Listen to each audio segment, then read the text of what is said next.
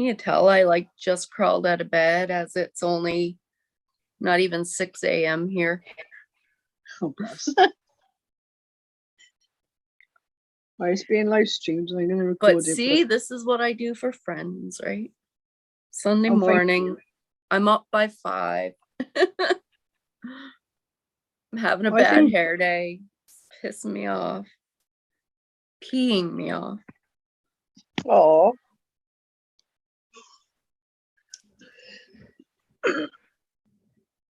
Right, I'm gonna.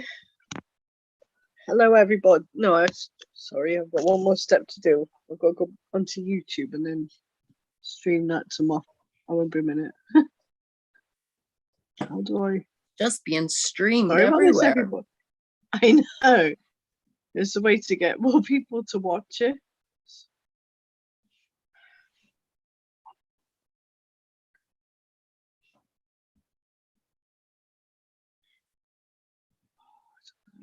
At least I'm having my coffee. That's the main thing. Yes.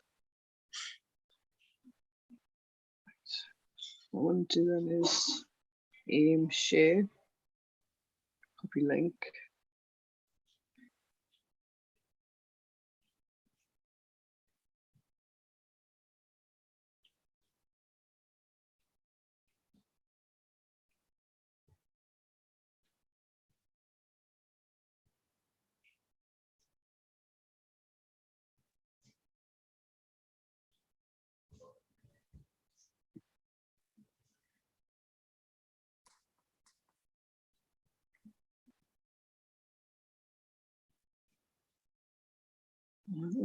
But more technology at times. Even though it's only come up as a link on my Facebook, I'm gonna have to perhaps share it as a right. Your groups.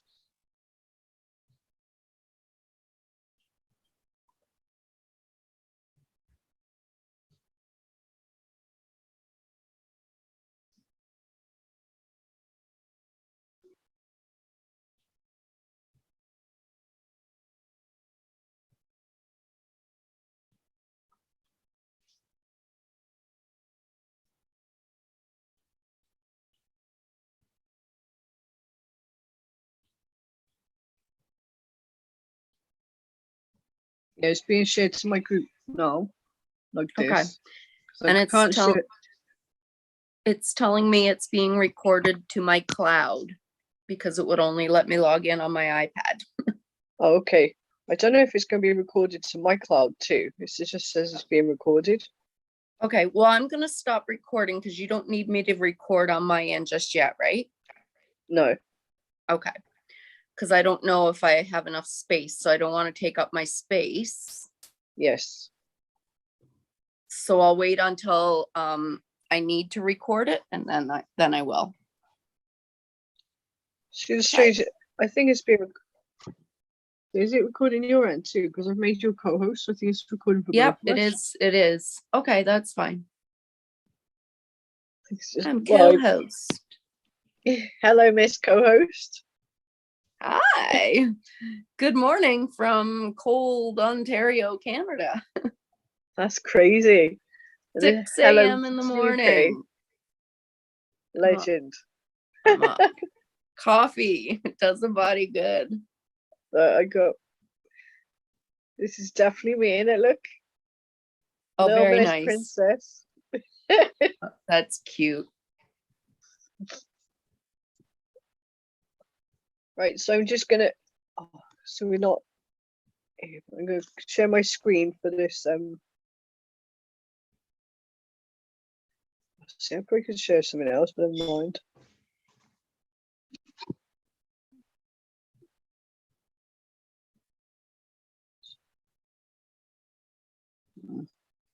No, it was easy to share my screen. I say that now, and you watch be something on there. I'll be like, "What? Sharing that?" My want is. I just need to.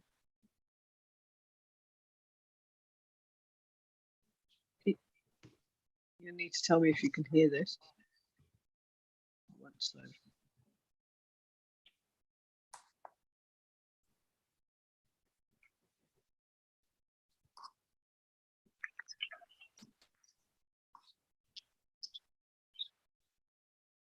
Can you hear this, Tammy?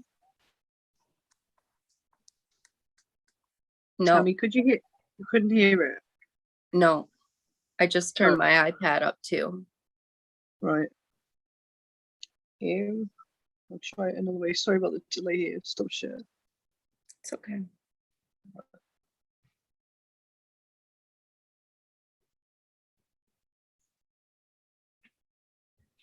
Sorry, there's a bit of a delay here. It's okay.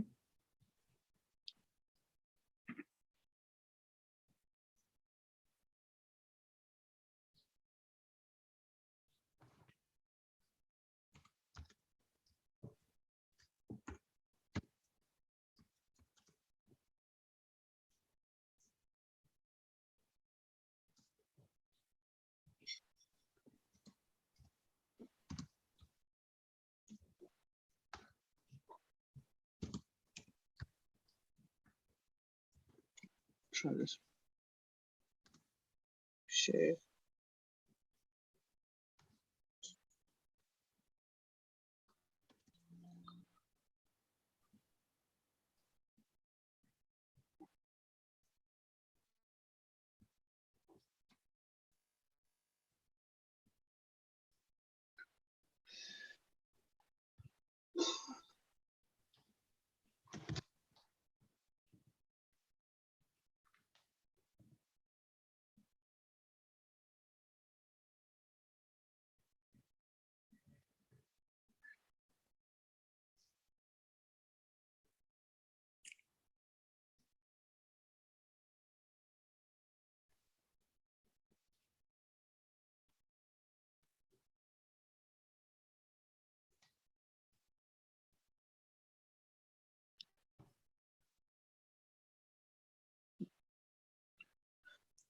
Sorry, I just got my camera turned off for now. I'm drinking Oh, it's coffee and okay. I was just everything. see if I can do it this way.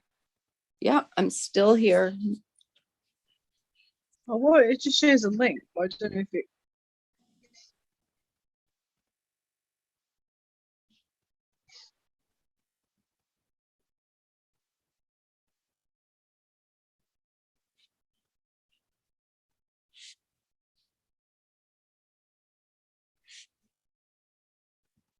I don't think it's gonna work. Give it one more minute if it don't turn on.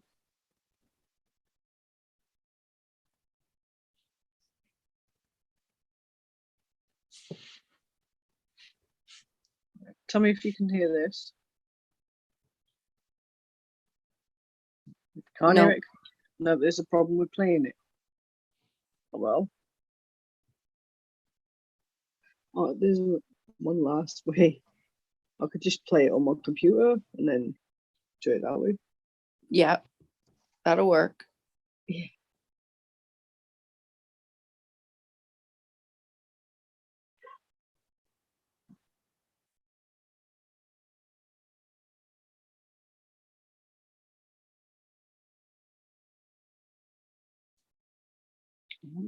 This is not.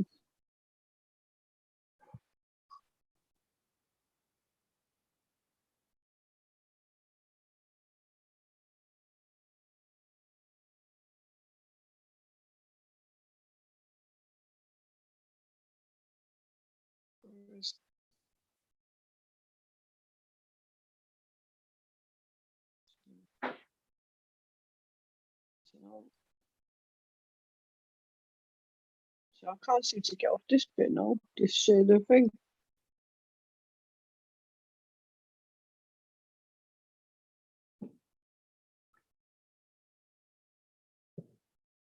Oh, this is like.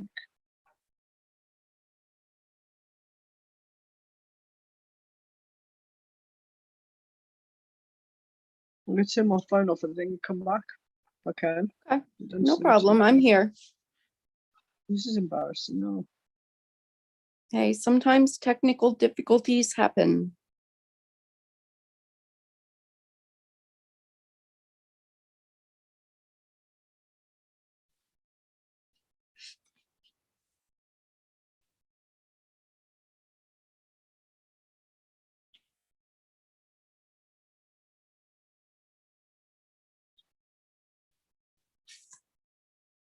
Do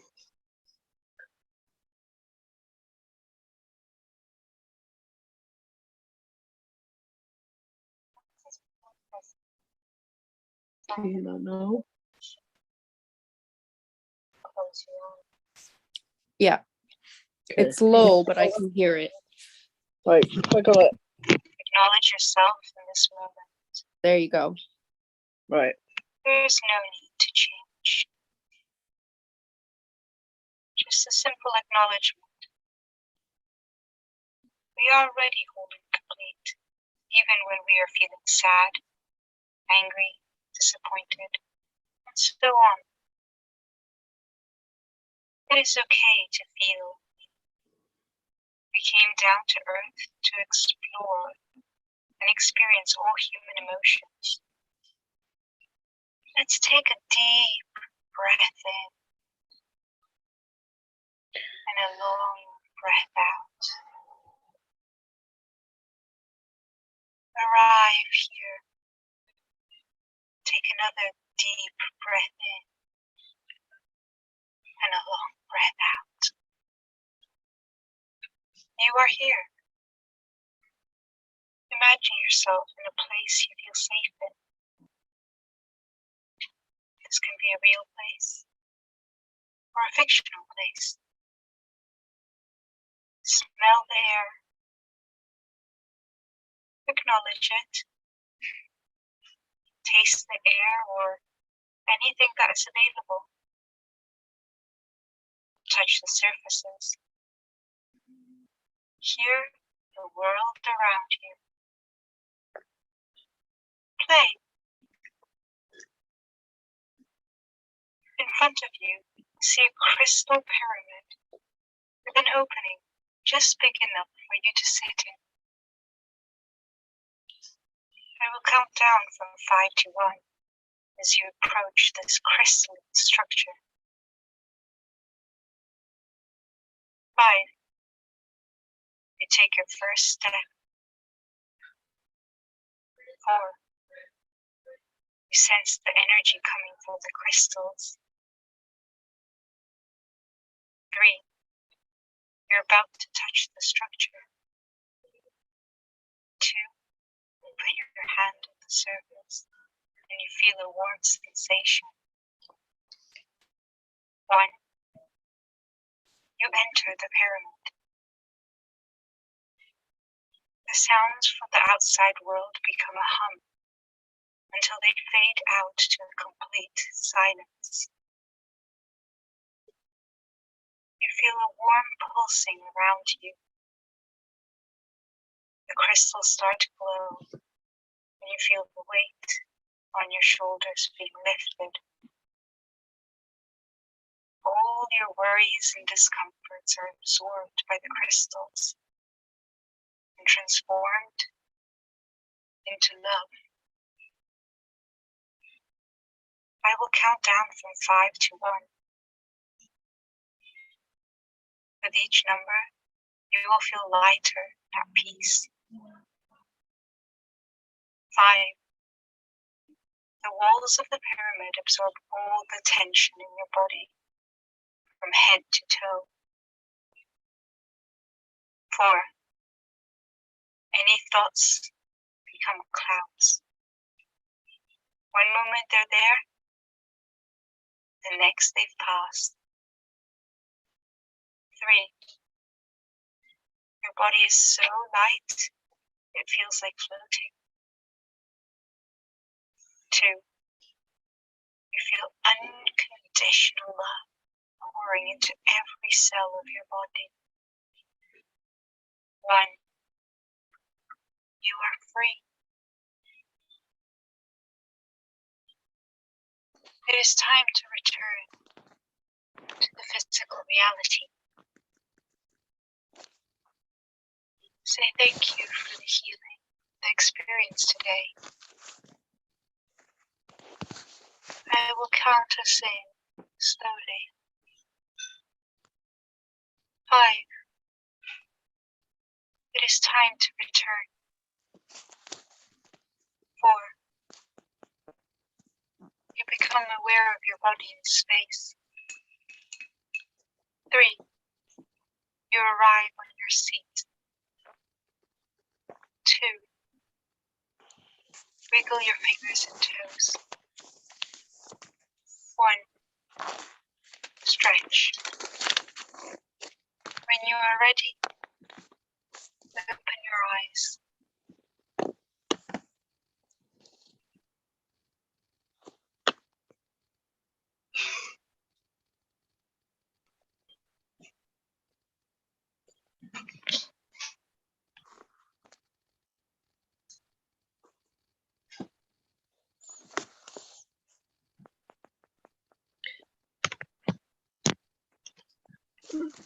Hello, Nikki. Welcome to day 3.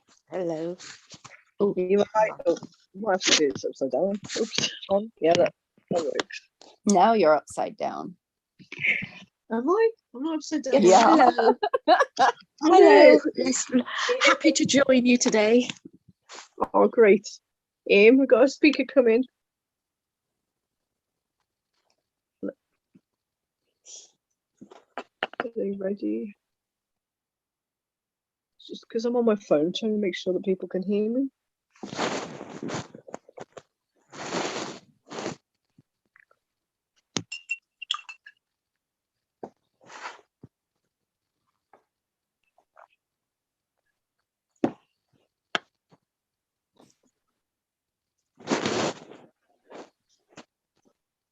I'm gonna.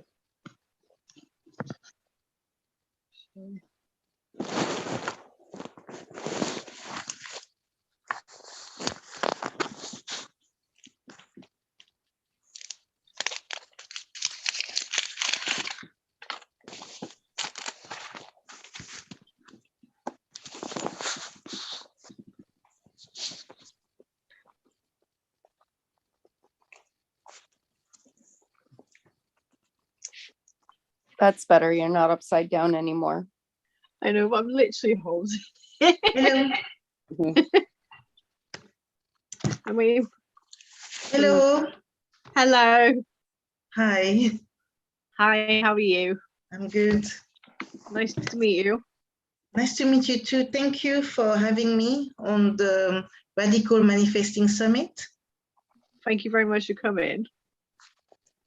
This is being streamed to live YouTube and also to my Facebook group. Because I've had to use my phone because I'm away from the house. I've had to improvise a little bit.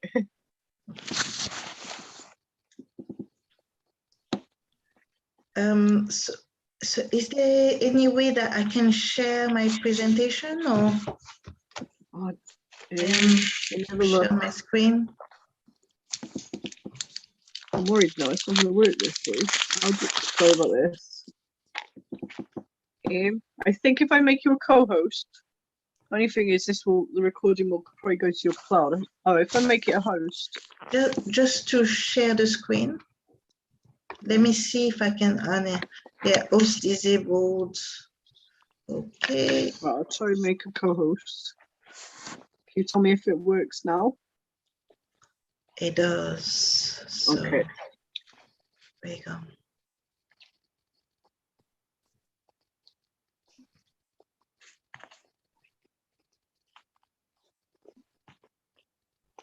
All right.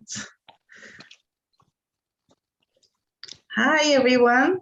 And thank you for joining in to this session. So today I'm going to talk about the ripple effect of cultivating a positive mindset. So just to start with a quote that I think is just quite fitting with today. Being what most people think is realistic is only a way of justifying negative thinking. So go for something great. The reason why I love this quote is because most people will tell you that being positive is not being realistic, but actually it could be being more than realistic and actually wanting something great in your life. So something better. This is why I love this quote. All right, so a little bit about me so that you know who I am. So I'm Patience. and I am the founder and the lifestyle coach at Authentic Care. Authentic Care is my haven. I created this wellness hub about 4 years ago because I really wanted to feel love, happiness, and gratitude and forgiveness, but also like mindful self-love and really an appreciation of the little things in life. And I wanted to share this with other people around me. So let me start. I'm going to give you just a little preview here.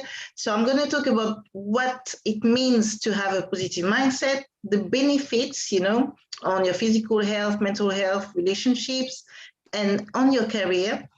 Also, I'm going to talk about the characteristics and the traits of having a positive mindset, what you can do every day to nourish your positive mindset culture, and the final words, which is another quote.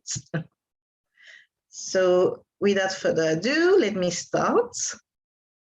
So what does it mean to have a positive mindset? Well, it means that really you are trying to have a positive outlook on life. You are trying to think of productive ways. You are trying to think of more positive ways of going through your path in life.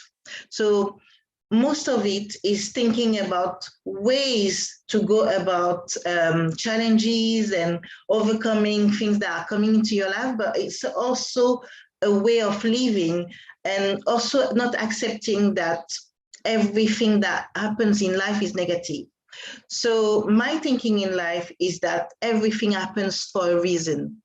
So when I think everything happens for a reason, I'm thinking that if something bad was to happen, it means that it's for a certain reason. It doesn't mean that I'm not accepting it, but it means that I'm accepting that there's a higher purpose to it. And just by changing this kind of frame and just by changing this kind of mindset, I kind of like get to be more positive and have this kind of culture of positive mindset. So having a positive mindset is about really talking to yourself. It's about assessing every situation and trying to see, well, am I looking at this in a negative way, or am I looking at this in a positive way, in a way that is going to serve me for a better purpose? So often, because of our background, because of the way we've been brought up, because of things that are around us, our environment and life in general, we tend to have a lot of negative talk just come automatically. But there is ways that we can use, and there is ways that we can put in our lives on a daily basis so that we can improve those thoughts and, you know, kind of like use things as a pattern interrupter and look at the positive side of life, and then develop more of a positive mindset. So a positive mindset can be seen in 5 different ways. So it can be past focused in the sense that you are like reminiscing, you are thinking of the past, things that have happened, and you express gratitude towards those things. It could also be present focused. So present focused in the terms that you are understanding what is happening right now and you are looking at it under a positive light. It can also be future focused. So for me, for example, I'm a dreamer. And I believe that going through life as a dreamer, I have a more positive and optimistic outlook on things. So I expect things to be coming in a positive way. And it doesn't mean that there's no challenges. It doesn't mean that there's no things happening in my life or in people's life in general, but it just means that I have this kind of like oomph, this kind of like drive to accomplish more things that are like positive, and I kind of like bring what is needed for me to carry on the path. Then there's also the self-focused positive mindset. So self-focused positive mindset is what I'm talking about when I'm giving you the example of myself. So having a positive self-esteem, having self-love, having self-confidence, is like paying attention to things that are going on in my life, things that I can control by myself, but also things that are driving me for better. And I think that once we get to this kind of like self-focus, positive mindset, we are more inclined to then be other focused. So other focused, what do I mean by that? I mean like having trust, having empathy, paying attention to the positive things in others, just seeing things like, for example, seeing someone and smiling to them, you know, bringing a smile to them, or telling them that the way they dress, they look amazing in it. It doesn't cost anything, but it's bringing a lot of positivity in somebody's life. And then it's like a mirror effect, like a domino effect. So what you are bringing, what you are sending out, you are also bringing to yourself. Sorry. Let me see. Sorry, I'm just looking at the comments here. All right, so let's carry on. So what are the benefits on your physical health? Well, there's an increased lifespan. And this is like really one of the things where you can really see a much difference in someone's life. You can see people who live a longer time. Often, I'm not saying that it's automatic, but I'm saying that it helps. It helps for people. When you see, for example, people who we've lost recently in the media, you can see that they've lived from a long period of time because they've appreciated life in a much more positive way. There's a lower rate of depression, and uncommon to knowledge, but there's also a greater resistance to the common cold. So talking about the common cold, you know in which period we are, and we are all fighting with this COVID-19 that came onto the world about 2 years ago. So all of those things, when you are cultivating a positive mindset, really it helps your physical well-being. It helps your psychological well-being too. And there are research that shows that there's a better cardiovascular health. So it reduces the risk of death. And like I said before, increasing the lifespan, so optimists live longer. These positive thinkers recover faster from injuries and illnesses. For example, in some of the research that I've uncovered when I was preparing for today's talk, is that people, for example, who are battling cancer, often they will come and tell you, people who have being able to recover, they will come to tell you that they had a really positive mindset and they had an optimistic mindset. Obviously, as we know, we are still battling a lot of illnesses, and it's not just because of your positive mindset that you can overcome those, but I think it helps a lot. The benefit on your mental health. I think the benefit on the mental health are really huge. And everything that I'm talking here about is having a domino effect. So having an optimistic outlook of life, a positive mindset is gonna bring benefits that are gonna act as a domino effect on everything in your life. So there'll be less worrying, less anxious talk, I haven't put it here, but you sleep better. So improved sleeping pattern, you feel more connected to yourself, you feel happier, and you have like a better stress coping mechanism. So when things are happening, when challenges are happening, maybe where you will feel really distressed, you will have another outlook on it by cultivating a positive mindset. So the benefits on relationships. So in relationships, you develop more of like an empathetic approach. So because you understand yourself, you have much more of a need to be understanding to others and trying to see their point of view. And that is happening because when you develop a positive mindset, you've got self-confidence, and confidence just brings more and more assurance to yourself, and therefore you're more able to step out of your way and to go and help others, or be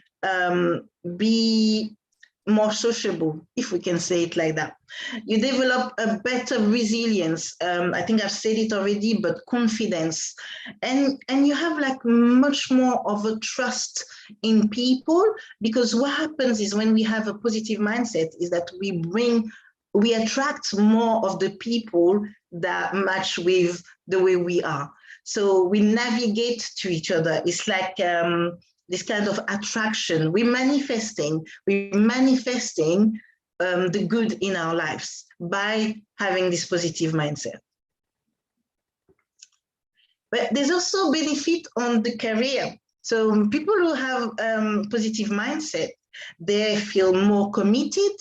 They have more of this drive to go and fulfill their dreams. They are way more creative. And I think that's the dreamer state, as I call it, is like feeling like your imagination has no bounds. You feel like you can accomplish anything that you want to do.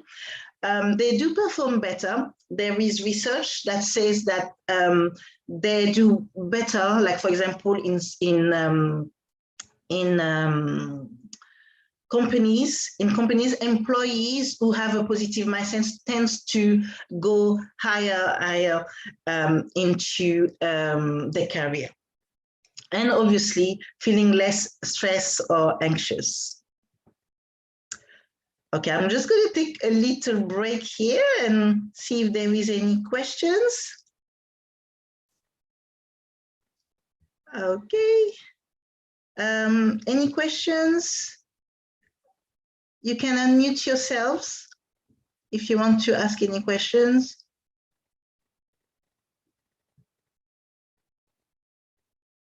Okay, no questions. Sarah?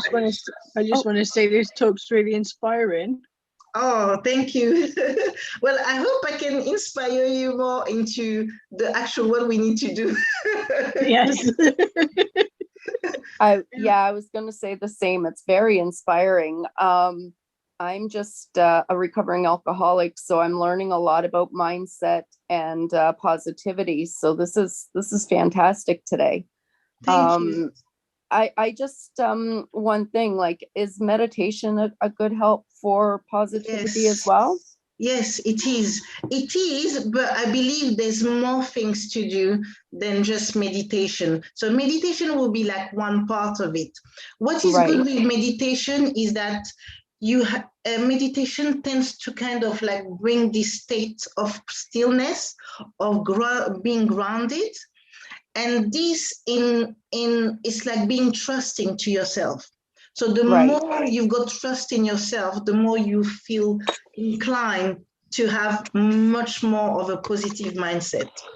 Got you. Okay. But I will come to this. Can I say something? I just wanted to say thank you. It's brilliant. It's just what I needed to hear. I've been going through depression the past year because of my circumstances and because of the COVID, being locked in. And I found my mental state has not been right. And I've been falling into a negative pattern. And in my mind, I kind of sense that I need to be positive. So your talk is spot on. It's just what I need to hear. and it's Oh. definitely inspiring. Oh, Thank you. Nikki, thank you so much. Well, I'm gonna give you all the juicy juicy details in a bit now. All right, let's continue then. So, okay, so the characteristic and the traits of having a positive mindset are. So basically, I told you what the benefits were just now, but there are traits that people need to adopt in terms of having a positive mindset. And here they are. So there's optimism. So what do I mean by that? I mean having this willingness to do something. So, you know, sometimes it's just taking that one step. And when you are optimistic, you already see that the one step is going to lead you further. That one step is going to open a new path. That one step is going to help you to carry on. So having that kind of trait is really important, I believe. Then there's acceptance. So what do I mean by acceptance? Unfortunately, life takes us through ups and downs. We go through this roller coaster, and often we haven't been really told what to do with when we are growing up.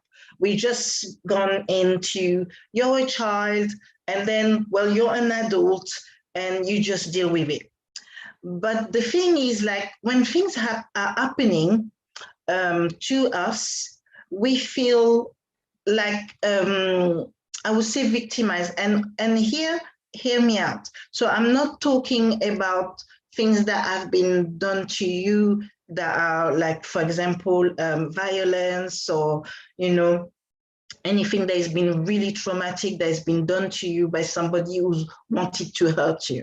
I'm not talking about this kind of acceptance then. And that's, in cases like this, it's really good to have help and support, so that once you are going through this transition of having much more of a positive mindset, you also have help with a professional that is helping you. So psychotherapist that can help you deeper understand how to heal yourself. And we are all going through a healing process of some sort, because there's trauma, there's little trauma, and there's like big traumas. So there's no, if I can say, there's no trauma that is not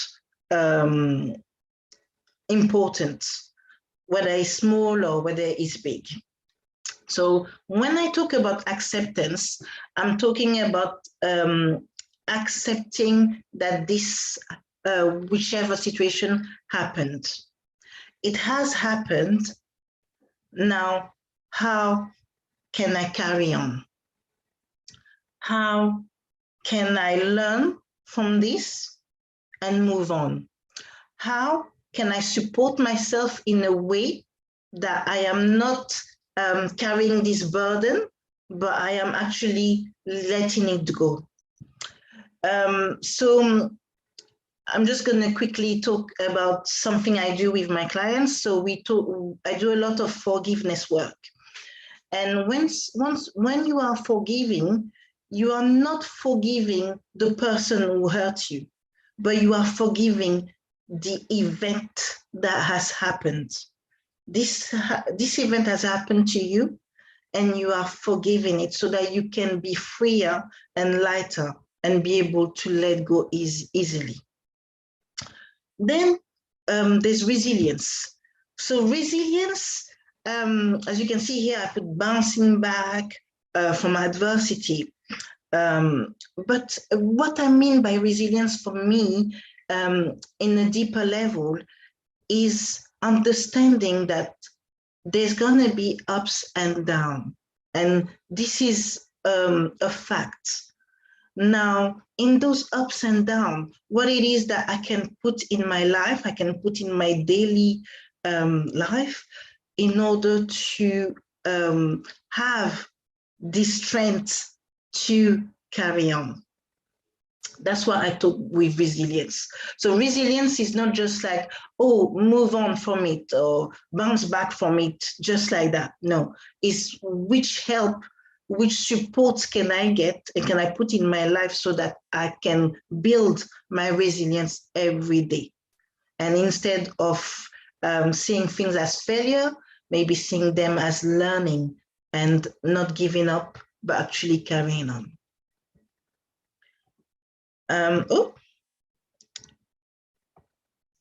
Yeah. Then there's gratitude. Gratitude is again a form of acceptance, an acceptance that we are enough, you are enough, an acceptance that what we have, the circumstances in which we are living right now are okay, and we accept them as they are, and we are going to move from it at some point, and so at another level we'll be somewhere else, and that time will be good. So what happened in the past? What happened in the past was what happened in the past. We are grateful for what we've learned. Today will never be the same as the way it was yesterday. And because we are grateful for it, because we have this kind of gratitude of everything that is in our life, again, we are manifesting more positive things. We are bringing into our life more positive things and things that, again, are linked in us onto this path that is really the way we see ourselves being. Then there's this consciousness. So consciousness, I think I'm talking a little bit about the same things here. Again, is accepting where we are, accepting the environment, accepting things that are making our life right now, but not saying that, oh, that is it, but actually understanding that this is what is happening right now, but where am I going tomorrow? And then integrity. So integrity, I feel in this sense, is really integrity towards yourself. So it's not being having integrity to others yet. It's first of all having integrity for yourself. If you have integrity for yourself, you have more love for yourself. If you have more love for yourself, there is things that you will allow in your life that will serve you. Things that do not serve you, you won't allow in your life. And this is a work in progress. So everything I'm talking about here is not a given. It's a work in progress. It's an everyday work. And we never finish working on it. We're always doing it because there's always going to be someone who's going to cross that boundary, or there's always going to be an event that is going to come and that is going to be challenging. But it's how we serve ourselves, how you love yourself. This is what is important here.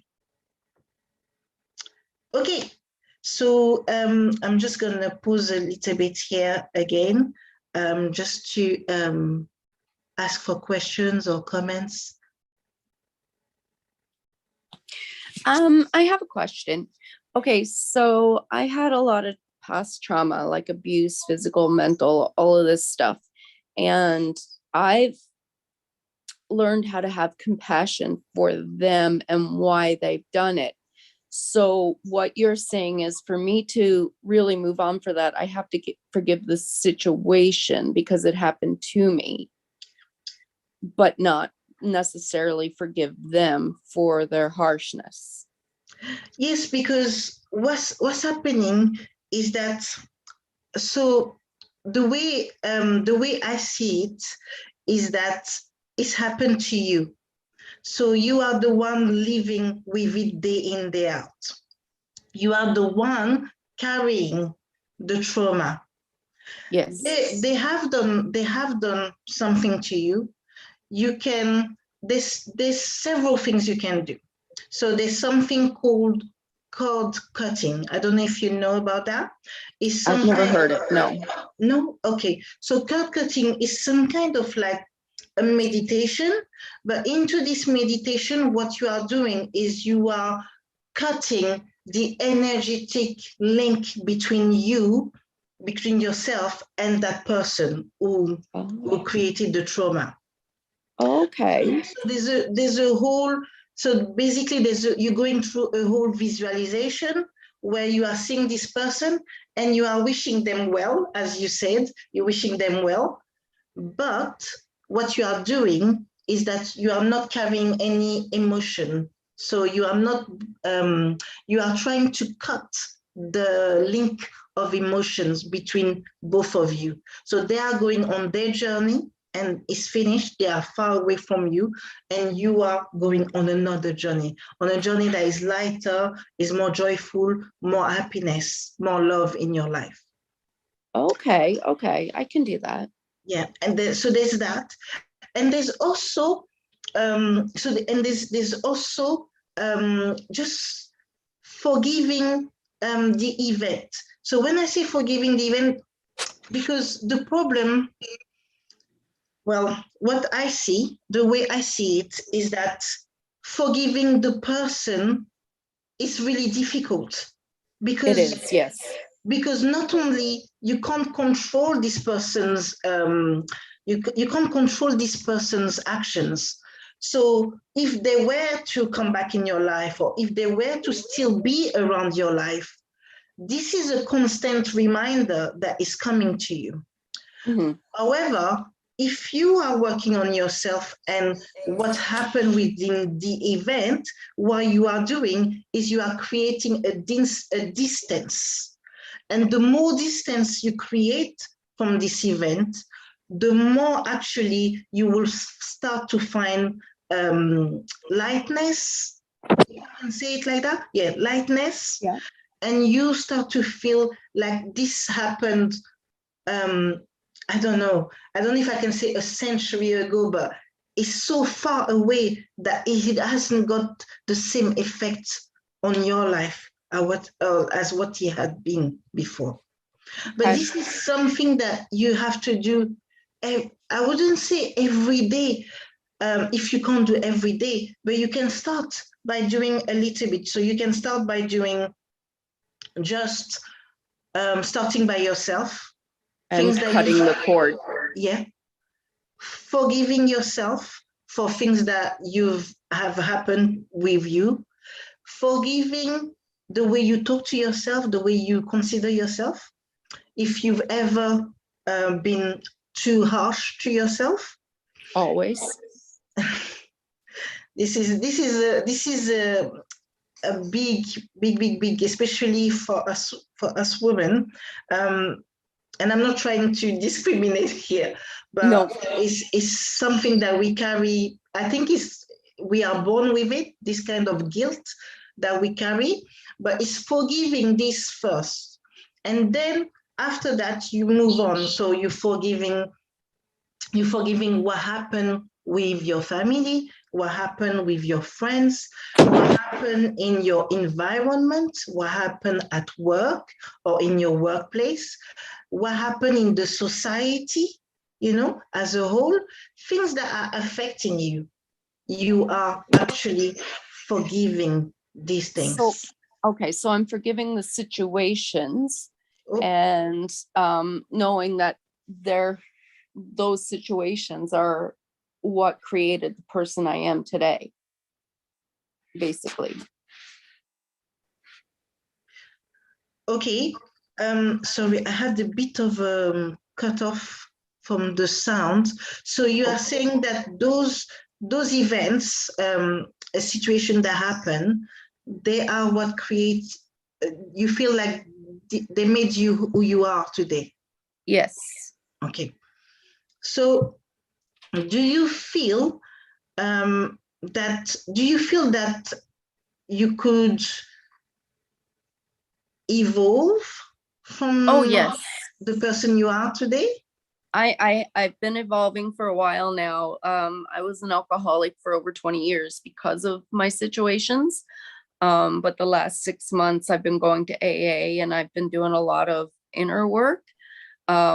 so I feel that I am evolving every day, but I was trying to forgive the people who hurt me, who physically abused me, whatever. And I was having a hard time with that. But now that you've put it in the way that you're putting it, I think I'll have an easier time getting past it, because it's the situation that I'm forgiving now, not the person. Yeah. Okay, perfect. Yeah, and also another thing is like, so basically the person you were 30 minutes ago, you are no longer this person. So it's so weird to say that, but I know, I'm sitting here smiling, so yeah, it's a good thing. yeah, so you are no longer this person, and as time comes, and one thing that the one thing that has worked for me when I've been working through my own traumas, and I'm still working through them. I don't think it ever finishes the work. Yeah. But what worked is that I've been visualizing what I wanted in life.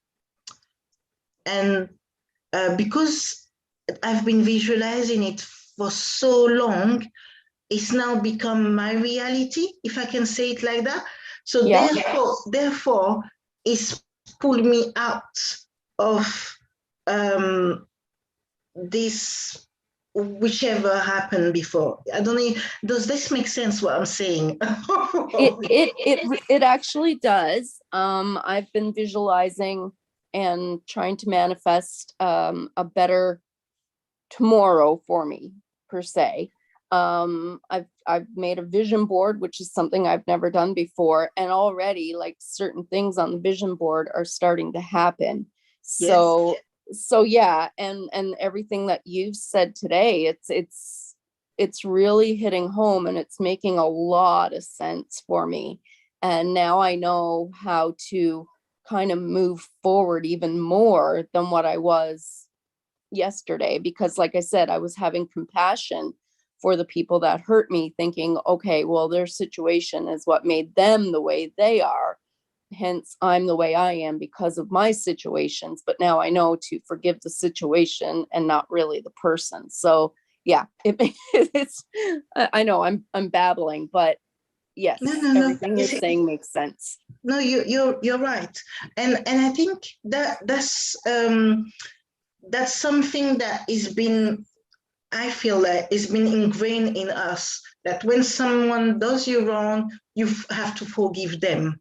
But there are some things that are difficult to forgive. There's something that are difficult to forgive, and when you've had a really deep trauma, really deep hurt, the more you are kind of forcing yourself to do that, the more you are feeling it, in my opinion.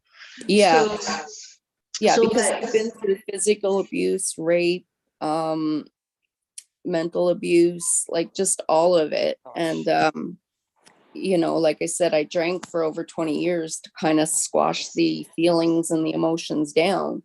So it's only now that I'm trying to like move forward from it, but without dependence on drugs and alcohol. Yeah. So this makes a lot of sense to me, everything you're saying. So I really appreciate that. Thank you. You're welcome, Tammy. You're welcome. Nikki. Nikki, you've gone through a lot. Bless you. Yes, I have. Yes. Yeah, I kind of I just feel for you. So in my heart, I'm sitting here praying for you. I just feel it in my heart. So I'm sorry that you've gone through your life like that.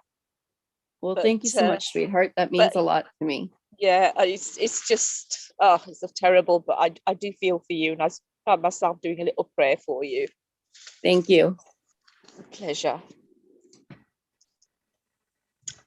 And Nikki, you wanted I was just going to say something that what Tammy brought up is brilliant. every time you hear about forgiveness, it's always like, you've got to forgive that person. You've got to forgive that person. Well, likewise, years and years ago, I was in a bad relationship, and there was abuse there. And after the physical abuse, I just finished that relationship. I was lucky enough to disappear, to stay with a relative in another. Well, I went to the States. I'm in UK, but I went to the States, and I stayed there for a month, and it was a blessing. I had a lot of support from my work people, but I ended up, going out with someone I hadn't seen since university days, who was okay, only to find out he was mentally not right in the head, and I never knew that. And but that's a different story. But I found myself over 20 years, whatever, trying to forgive. I even did the Archangel Michael cutting the cords. Imagine him having cords around him, me having cords around, and they were attached. And I asked Archangel Michael just to cut those cords and things. It has worked, but it's been a slow process. But what I've never ever heard is that you forgive the situation. And that was a new thing to me. And that is I'm now looking at my past, I'm thinking, maybe I should do that as well, forgive the situation. And forgive myself for going into a relationship that I shouldn't have gone into. And so, yeah, it's like looking at things in a different way, which I've never ever done. So thank you for that. Thank you. Oh, you're welcome. And when you are doing this, when you are, if I can say it like that, so basically when you are forgiving the situation, make sure that you add a layer of love onto it. So basically, yes, because it's really tough, doing forgiveness work, because when you're doing forgiveness work, you have to go through the emotions. The emotions are not going to be joyous one. There will be sadness. However, what I feel is that for every layer, you can add a layer of love. What I mean by that is that reminding yourself of your qualities and who you are and why you are amazing and why you deserve the love and which love you deserve, and being comforted into it all the time is something that it needs to become a second nature kind of thing. So to every layer, you add a layer of love. You add another layer of love, another layer of love, if I can say it like that. So, Yeah. but let me That's give a lot of layers. That's a lot of layers of love I have to add. yes. But imagine the effect of it. So imagine waking up in the morning and seeing your face in the mirror and you going like, yeah, wow, you're so amazing. You are so amazing. So I'm sure you've heard of Mel Robbins. She's an author. I think she does a lot of positive mindset and positive work on people. And she talks about the high five. Have you heard about the high five and high-fiving yourself every morning? So if you look, Mel Robbins, let me write here, Mel Robbins. She's an author, but she's also like a motivational speaker. So she talks about doing the high five, and basically, you have to have this kind of attitude where you're waking up in the morning, and the first thing you're going to do is you're going to look at yourself in the mirror and high five yourself and saying positive things to yourself about yourself. So you're amazing, you're so great, who's this girl, who's this? Do you see what I'm saying? You like bigging up yourself, because when you're bigging up yourself, you're not waiting for anyone else to big up yourself. You've already done it. I like that. I've never heard of the high five thing, but I've heard of the positive affirmations and stuff. So yeah, the high fiving is new. I'm going to start that for sure. Yes, definitely. She's also on Audible. So if you don't have time, you I'm have gonna do that busy. too. Yeah, if you have a busy lifestyle, just go on Audible and download Yeah. her book. Wow. But basically, can you imagine the effect of that? And then you have to think of the compound effect of it all, yeah? So when you're doing it 1 day, 2 days, 1 month, Yeah. 1 year, 6 years, 10 years, can you see the effect it has? Not only, so basically, you know when you're using your face cream, Yes. you Yeah. might not need to use your face cream no more because you everything glows. Your life just glows, but it's a compound effect.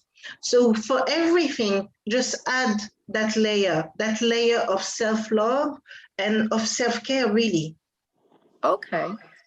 Yeah, I've been starting to do more self-love, more self-care, taking time to breathe, things like that. And I've been told the last couple of days that I'm actually glowing, and I'm like, what? But Wow. yeah, so this is gonna be, Exactly. can you imagine you're gonna see me glow from the solar system? Yes. Oh, Yes. I'd love to see Yes. that. And this is what we need to see more of that, more people having that. And you see already, Oh, I can see your positive mindset. I can see, look at your face. You're smiling. And this is what it brings, what having, this kind of positive mindset culture brings into your life. And it kind of transcends all your cells, all your body, your mind, your spirit, everything. Right. Yeah, that's amazing. Thank you. I'll let you continue. I feel like I'm taking up all your time here. no. No. Very I think it's interesting. amazing. I love that it's really interactive. And this is where it needs to be. So the more of us are talking about what we're going through, the more we are actually empowering others. So thank you so much for adding your comments and giving me your support as well. Oh, of course. So okay. So first thing first. So these are 10 things that I've put here, but there's more things that you can find that you can also do. But 10 things that I feel will help you get this kind of like positive mindset culture everywhere, from every kind of like there's never enough. You want more all the time. So you determine your reality.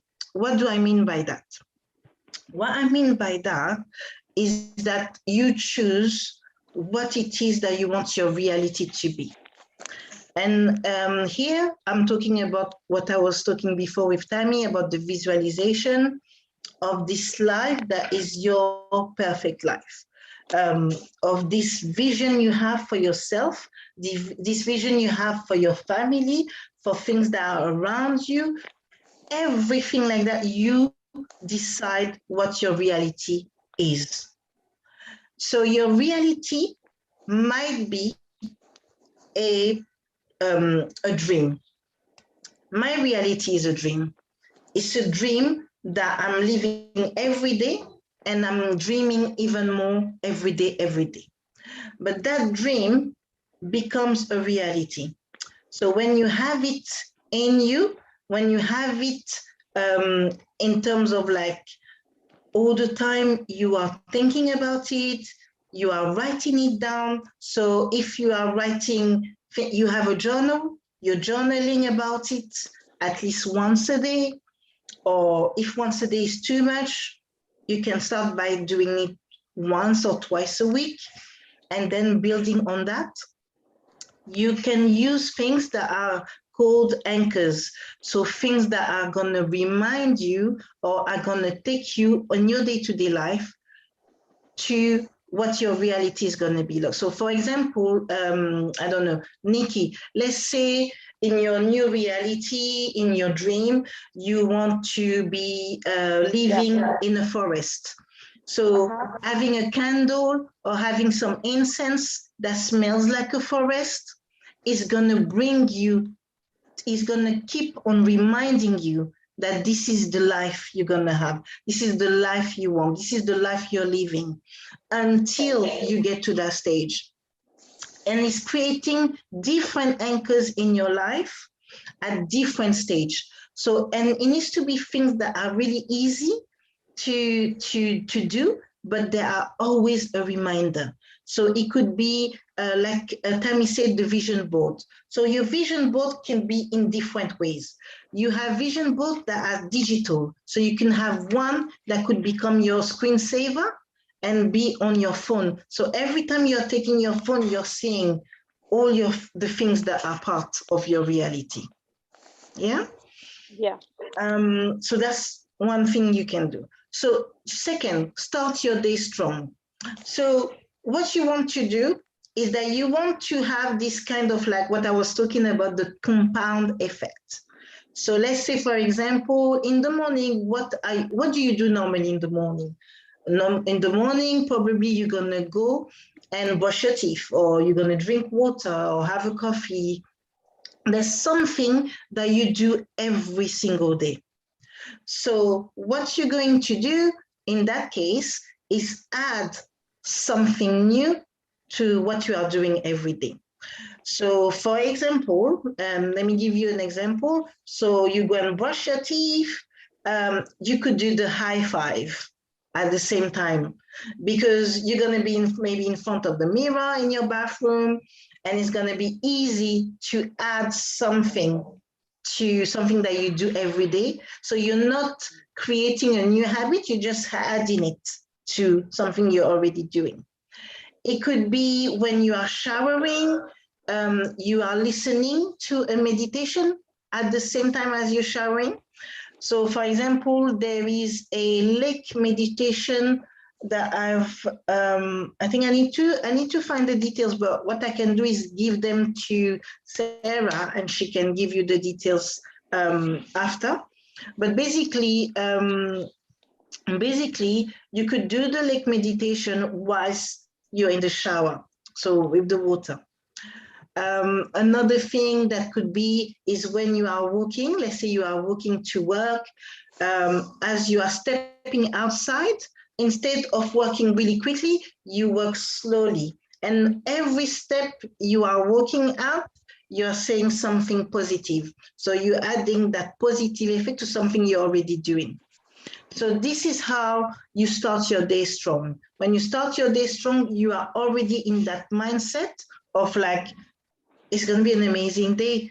And not necessarily that things are not going to happen, but even though things happen, it is an amazing day because I'm working towards my reality.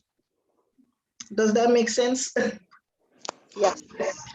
Yes. Amazing. Yeah. Amazing. Yeah, that makes a Fantastic lot of sense. ideas. Okay. Yeah.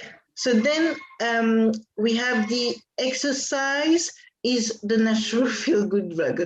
So obviously exercise, I have to be honest with you, it is a work in progress for me, exercise. However, I try to do it because what happens is that when your mind is in a state, when you see your best life, you see yourself in a physical way. So the way I see myself, I don't see myself sluggish. I see myself being quite active. I see myself being quite up, in a high vibe. And for me to get the high vibe is to exercise. So what I've implemented it is I've not gone crazy like when people go, I need to go to the gym. No. I've done what I felt was good for me. So if, for example, doing 30 minutes of Pilates is good for you, do that. You need to do things that you enjoy, because when you're enjoying them, you have no feeling of like, oh, why I need to do that. You just go and do it. It's something that becomes natural. And this is what we want. You want everything that you're doing here not to be by force, but to be something that is part of your life. Then I use books, audio, and video to overload your brain with positivity. And what do I mean by that? So I'm so sorry.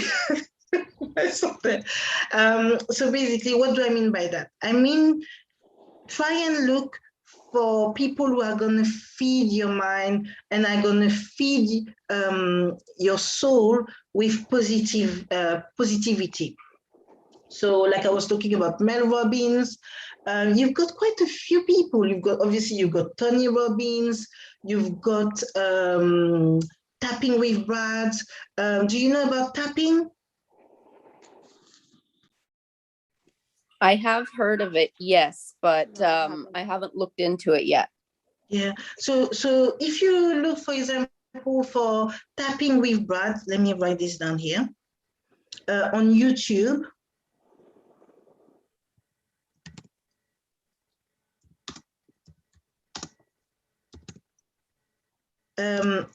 Is amazing. He's an amazing person, and he has different sets of tapping, and he will show you the way to tap.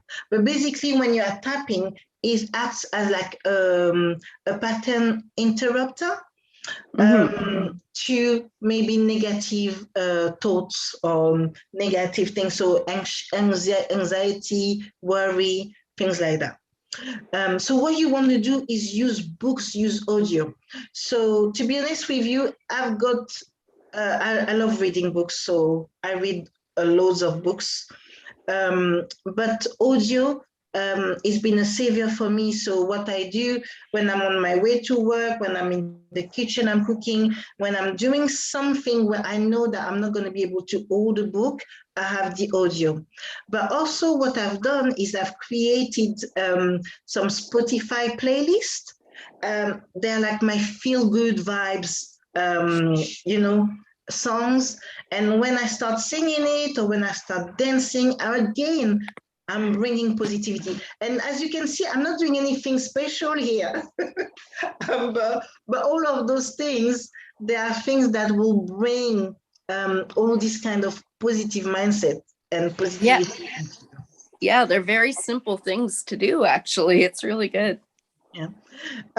Okay, your language shapes your thoughts. So there are so many things I could tell you on language. We could go on and on and on, but I can see that I'm running out of time here. But basically, when you are talking, just be aware of what you are saying. So if you are using a lot of but, why, however, it means that there is a discord into your thoughts. So what you want to do is you want to bring words that are going to support what you want to say. So for example, instead of using but, why not use and? And you'll notice, you can just do it as an exercise. So you'll notice that when you're saying, I really want to go to the cinema, but it's already bringing a negative effect to what is it you're going to say. But when you say, I really want to go to the cinema, and I also need to go and do my shopping, you see that there's no negativity here. There's like a conundrum. So basically, I'm asking myself, what should I do? Because I've got two things to do, but I'm not saying, but I need to go. So therefore, if I was saying, but, it will completely negate the fact that I want to go to the cinema. Does that make sense? It's a simple exercise, but it's just changing the way you make sense of a sentence. Yeah, that makes a lot of sense. And can I just ask you, Patience, what about words that you sometimes use which are not good? It's like you got angry or you got upset and you've used a minor swear word, or you minor. What about words like that? Is there any examples that you can give? So you know what? Using, for example, using the F word, for some people, it's really liberating. I don't like the F word. I hate the F word. So it's really liberating for some people. So you can't, it's not being used in a way that is got this negative connotation. Now, when you are using it in a negative connotation, that's different. So what you want to do here, you want to stop.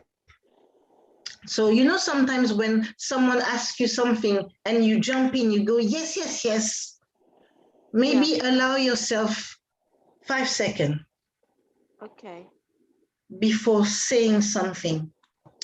Just 5 seconds, not more than that, 5 seconds. Because 5 seconds, what it will do, it will break the flow. So when you've broken the flow, automatically you remember, oh, I need to use another word. Oh, so there's things that, for example, at the beginning when I started doing this work on my language, I used to say a lot of things. Like, for example,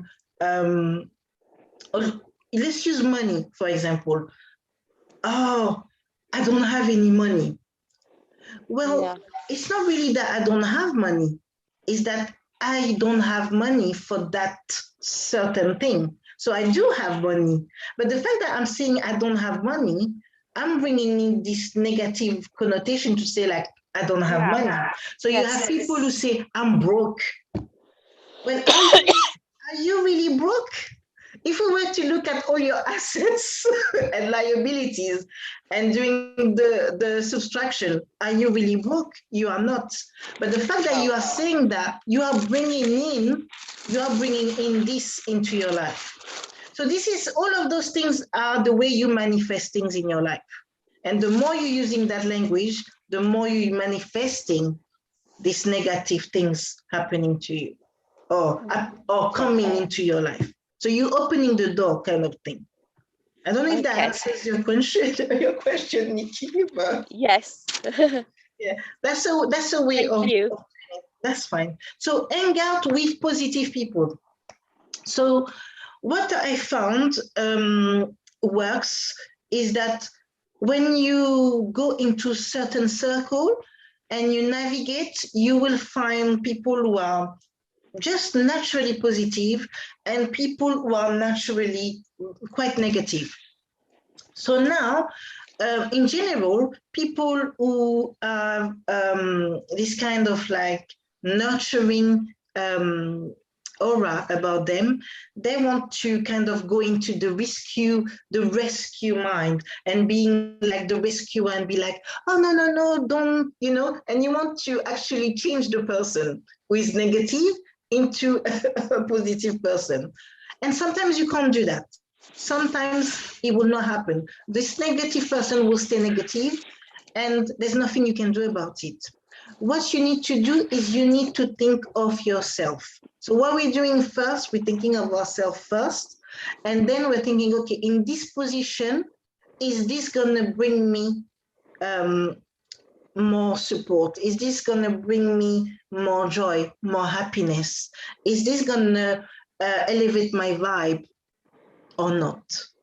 And it's moving and being more attracted to the people who are gonna help you do that. And I know that sometimes saying it like this can sound a little bit selfish, but you know what?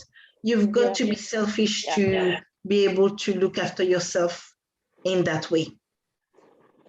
And the more positive you are, and that you will find the more you are doing the work, the more positive you are, the more you will have people who will come with negativity, and there will come a time where you won't be able to be around people who have this kind of negative mindset, because that won't be part of your aura no more. And you will feel it really easily. It will be like, oh, that's not for me. And you will move away automatically. And without it being a feeling of like, oh, no, I don't want to be with you. Not like that. It's just going to happen really naturally where you feel like, oh, this is not for me. I'm moving into other direction. And nothing wrong, no bad vibe for the person, but it's not going to be your environment. And you will see that the more you are positive, the more you will attract the positive people as well. It's just, I don't know, it's just the law of the universe. You just attract more positive people. And show your appreciation for others. So this is like what I was talking about before, being empathetic to others and really showing like when you've got integrity for yourself, when you have boundaries for yourself, you are more loving to others as well. And you're more love for yourself, and then you have more love to others. Okay, garbage in, garbage out. That means two things. Well, actually not two things. One thing, but one thing that has an effect on everything in your life. So here, if you can, it would be nice to do some decluttering. So when we talk about decluttering, people always think of physical things. Yes, there are physical things that you need to get rid of. So for example, if in your house is cluttered, it's probably maybe not going to be the best space for your mind to be free. But also, I want you to think also of decluttering on a digital level, decluttering people you are being with, people that you stay around, decluttering the kind of newspaper you are reading, for example. Some newspaper have a really negative vibe. Do you want to be around this all the time? No. So maybe finding another newspaper that is going to bring you more joy. There is an actual newspaper, I think in England, I don't know what it's called, but I'm going to look it up, and it's about happy news. So basically, it brings you happy news. Not to say that you need to stop looking at what's happening into the world, but sometimes too much of this negativity can also be really bad for your brain and really bad for your mind and your spirit. So garbage in, garbage out, decluttering. And think of this Marie Kondo. So Marie Kondo says, does this bring me joy? Think like this for everything that you have in your life. Think, is this bringing me joy? I've got a mailbox full of how many newsletters I'm receiving from people. Are they really actually bringing me joy? I've got people on my social media that I'm following, but I don't really see anything from it. Is this bringing me joy? No. Allez, out, unfollow, unfollow. So this is what I mean by garbage in, garbage out. Okay, stop the negative thoughts in their track. So here you come back to the tapping with Brad. So tapping is a really good pattern interrupter, but also visualizing is really good as well. And then to end it, I would say live with gratitude, because to be honest with you, everything that we have, the fact that we are here even today, we should be grateful for what is happening in our life and the way we're leading our lives. So those are my advice to you ladies. And then I'm gonna finish with a quote. So my quote is, every day there are 1,440 minutes. That means we have 1,440 minutes daily opportunities to make a positive impact. And that's Les Brown. And then, so if you want to stay in touch with me, you have my details here. I'm in London, in Bermondsey. But obviously, Sarah will have my details as well if you want to get in touch with me. And that's it. Thank you. Thank you so much, Patience. That was amazing. Thank you. You're welcome. Yeah, thank you, Patience. As you can see, I'm outside because we were at my daughter's dad's, and I thought I'd take her to the park for a bit. That's okay. Thank you, Patience. That was. Thank you so much. It was beautiful. Yeah, it was great. Thank you so much. Thank you. And ladies, if you want to keep in touch, please do keep in touch. Yes. I don't know, Sarah, how do I leave my details? I am going to email everybody afterwards because I want to get like a little ebook together of like, Everyone. do you know what I mean? Of everyone's details, what offers they have and stuff. So I'll email you. And also I'm gonna have to email you anyway because I need to rearrange Tuesday because I realised I double booked. No With the problem. podcast. But thank you so much for coming today. It's been beautiful. Thank you. Thank you so much for having me. You take care, ladies. Thank Hi, Bye. you. Patience. Thank you. Bye-bye. Thank you, Bye. Patience. Bye. Bye-bye. Just give me 1 minute, Mia. Next is Natalie. Is Natalie here? Mia. She's there. I see her. What? Natalie on mute, my love. Hello. There you are. Hello. Sorry. Sarah. Hello. Hello, I'm here. Can you hear me? Right. Yeah. I've made you a co-host. So if you need to record or share your screen. Okay, pause stop. Is it already recording or? It is already recording. Yeah. Okay, brilliant. So I don't need to do anything there. And let's have a look. But by making you a co-host, I think that makes you able to share your screen. So I had to use my phone because Amazing. it's good in this day and age. So isn't it? Yeah, I can share my screen. Perfect. I'm gonna have to. Are you okay from here? Because I'm gonna have to Yeah, no pick problems. up my video. Yeah, Thank I you got so it. much for coming today. It's lovely to meet you. Lovely I got to it, meet you. Sarah. Thank you. Okay, hello, welcome. So let me just resume share. Okay, so we have Tammy, Nikki, Yes. and amazing to meet you.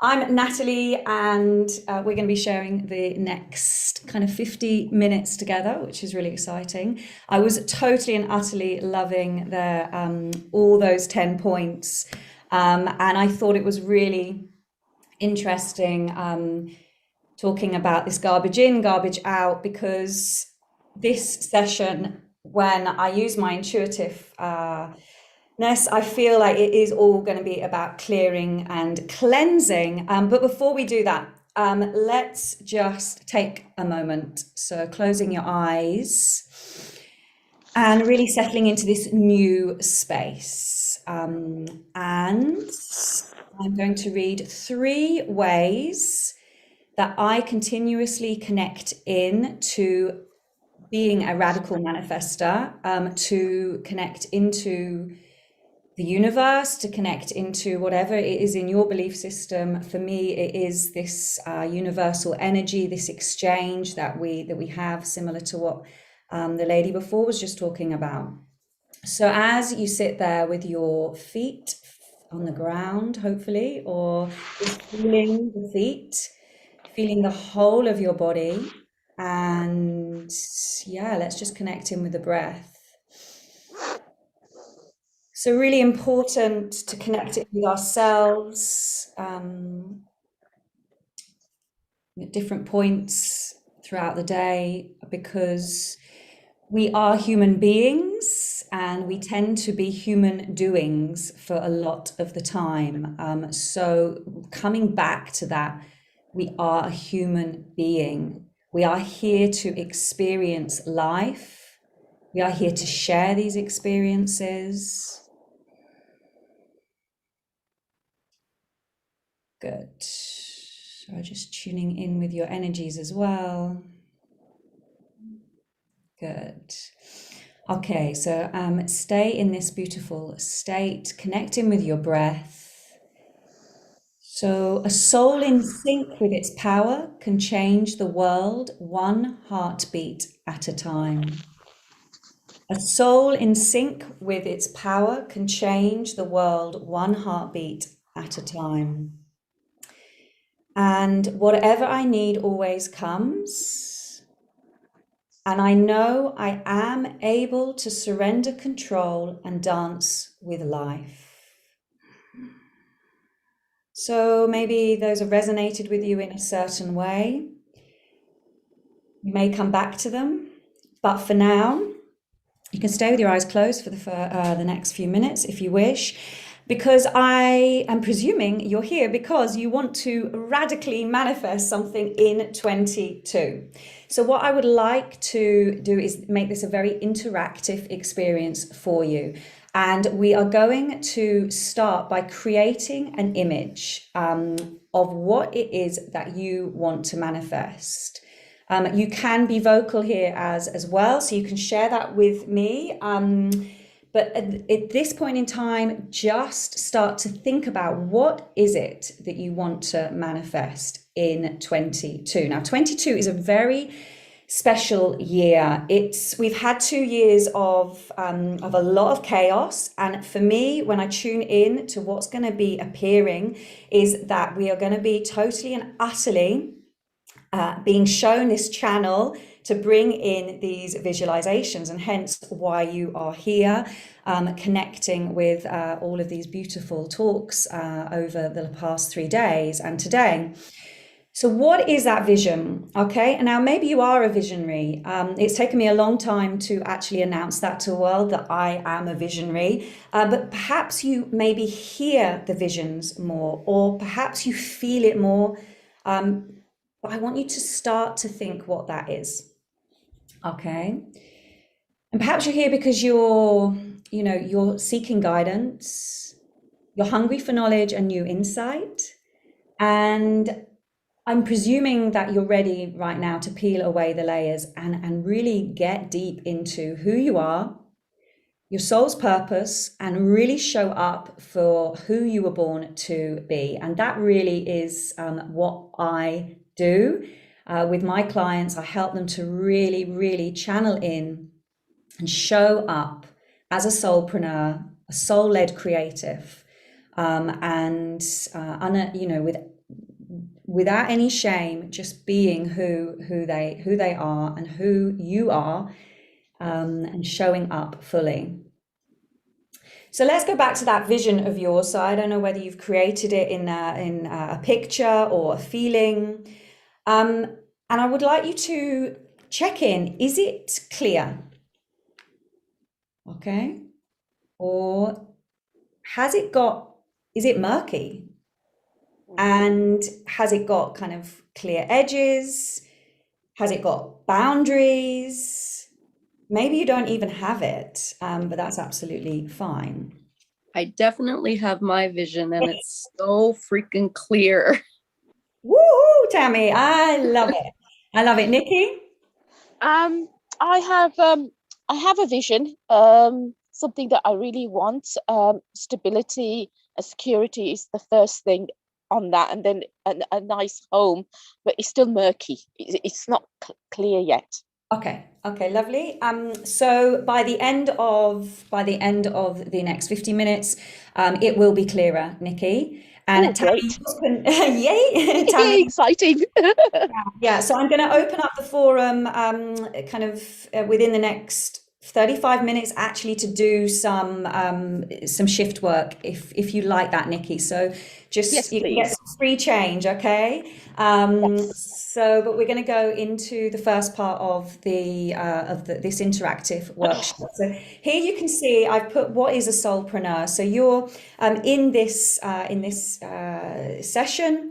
I am a soulpreneur. I am a soul-led creative, and as it says here, being comfortable in my own skin, to show up in a very vulnerable way. Sorry, I don't mean to interrupt you, Natalie, but your screen is not sharing. Oh, isn't it? No. Well, thank you for is it shared now? No, it's just doing the round thing. It says Natalie Farrell has started screen sharing, and that's it. It's just stopped there.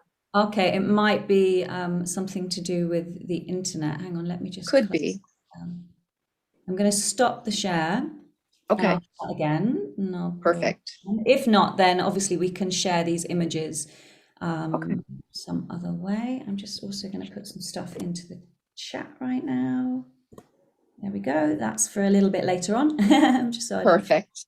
Okay, here we go. Okay. I'm going to share it again. So There you go. It's Oh, there yeah, now. got it. amazing, lovely. So, who thrives on unconventional approach to life and business, integrating the magic of their or your intuitive mastery in a relaxed, open, and cosmic way. So, who am I? I'm Natalie, as you already know. I am a light translator. Now, it's probably a job title you haven't heard of, or if you have, I'm very happy about it. But it's kind of something I've made up for myself, and that's part of this unconventional approach to life and business. Because, you know, I was conforming a lot. And within that, I was in a box and it wasn't comfortable for me at all. So, as a light translator, that's who I am. What I do is I translate the light I see in the world to amplify the human experience. How do I do that? I do it through being a blogger, being a writer, through being a radio presenter, through singing, through voice activation, soul activation work, and also now that's just coming into my field of work is sound healing, which is incredible. And what is the exchange? So the exchange when people come to work with me is that they connect more to themselves, and learn how to be within this kind of resonant space of communication, pure, clean communication. So I would like to ask these questions to you. So I don't know whether you've got a pen and a paper handy. Yeah. So as I said, we want to clear up. So I know that we've got one very clear vision and we've got one that's a bit murky. One thing that happens when we start to talk about ourselves, and I'm sure that you will agree with this, is that we can put ourselves into not enough, or also actually not sing our praises because maybe we've been taught that. So I'm gonna ask you these 4 questions, and then we're gonna go into a meditation, and then we're gonna ask the 4 questions again. Okay, so the other thing that I feel that is really important to know, I'm just closing my eyes here, is that to bring in the vision, to manifest, it is to be of the clearest channel that you can possibly be in this possible moment. Okay, and we hear a lot of the time, we've got Eckhart Tolle, the power of now, you know, that being within the moment, being present is kind of the biggest present we can give to ourselves. So you are here today to believe in your creative power, to unlock your intuitive mastery, and to find answers to your soul purpose. So let me ask you those questions so you can begin to clear up your message and become this really clear channel to show the universe that you're ready to bring the vision into fruition. So who am I? Who are you? And this is a time to tune in with your intuition and not think too much, just write freely what comes. What do you do?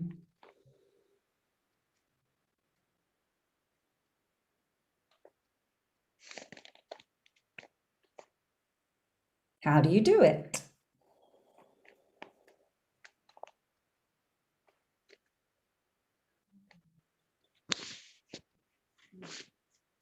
And then what is the exchange?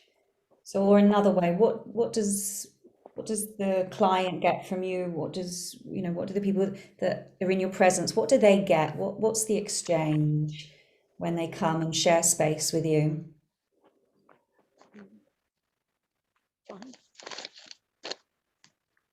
So if it was easy to answer, amazing. If it was less than easy, also amazing. It is just what it is.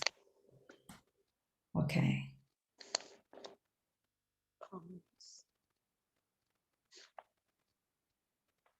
Just give you 30 more seconds. So it was, who are you?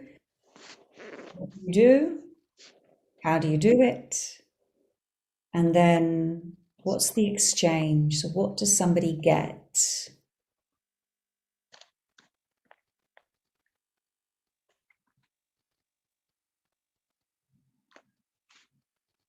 Lovely.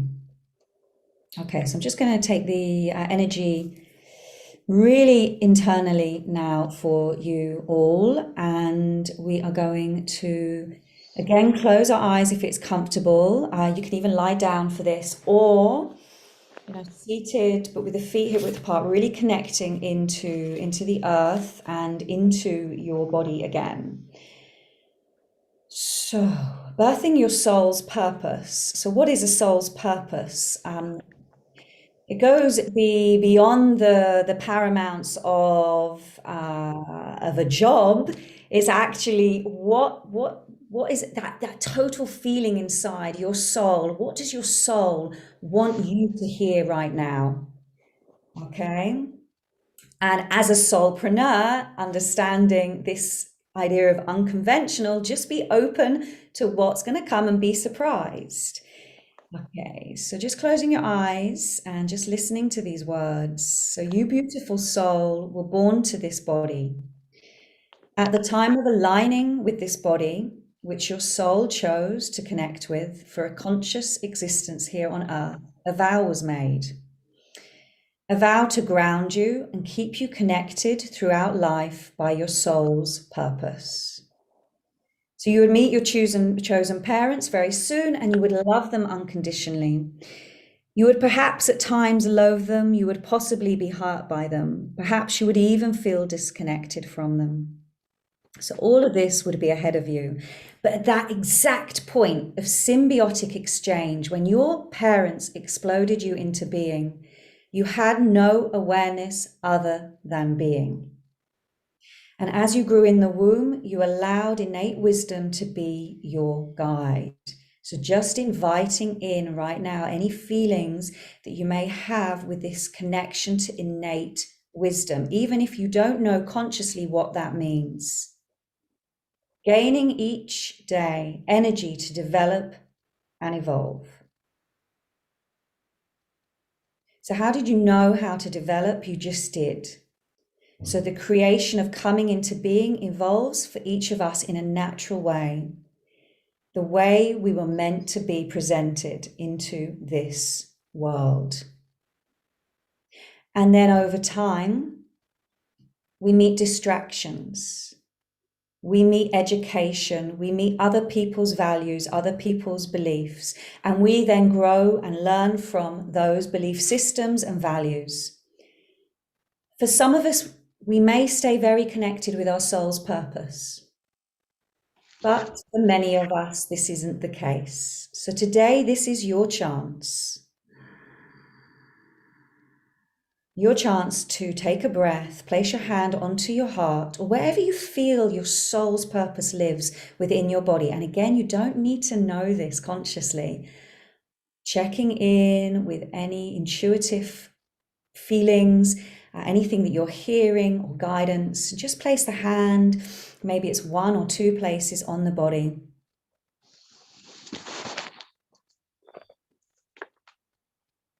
So as we begin to be influenced by what we see and start to feel, as I said, we can become disconnected, and a shield begins to form.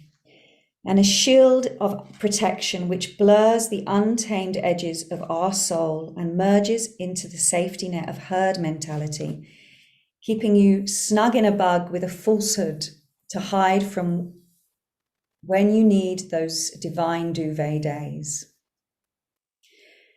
And today we're going to be inviting in this short time, a little space for your soul's purpose as a soulpreneur, as a soul-led creative,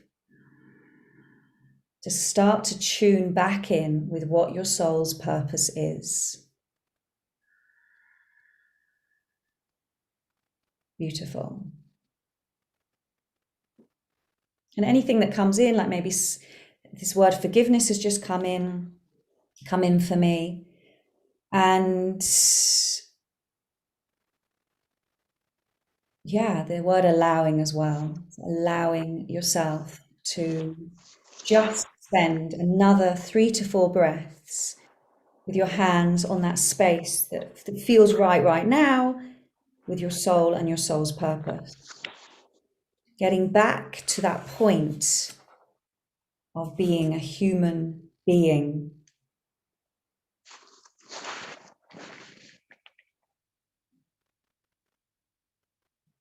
So instead of stunting the extraordinary within, we're going to start now to really rebuild and open it up.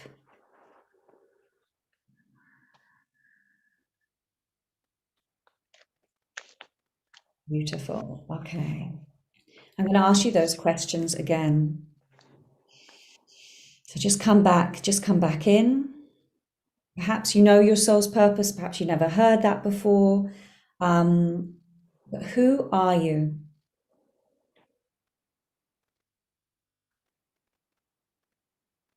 Who am I? In actual fact, ask yourself, and if you mute, you can ask yourself this out loud. Who am I? Who am I really?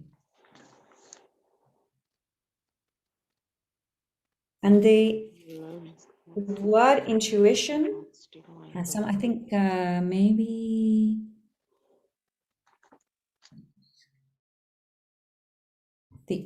our intuitive voice is always there. Again, it can be stunted by certain beliefs and the societal teachings, but it is that voice, or it comes in a feeling, or it comes in sometimes I shiver. It's there. It's that gut feeling that this is right for me, but it takes us sometimes a while to actually trust it. So who am I? And what do I do? Ask yourself, what do I do?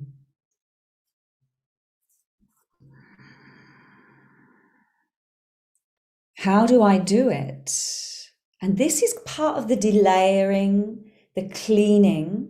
If you think about your vision, or look back along your timeline of how you're working, how you've worked with clients, whether this be in the corporate world, into more of the spiritual world, or wherever wherever you're working with your community. How do I do it? And why are the people attracted to me in particular?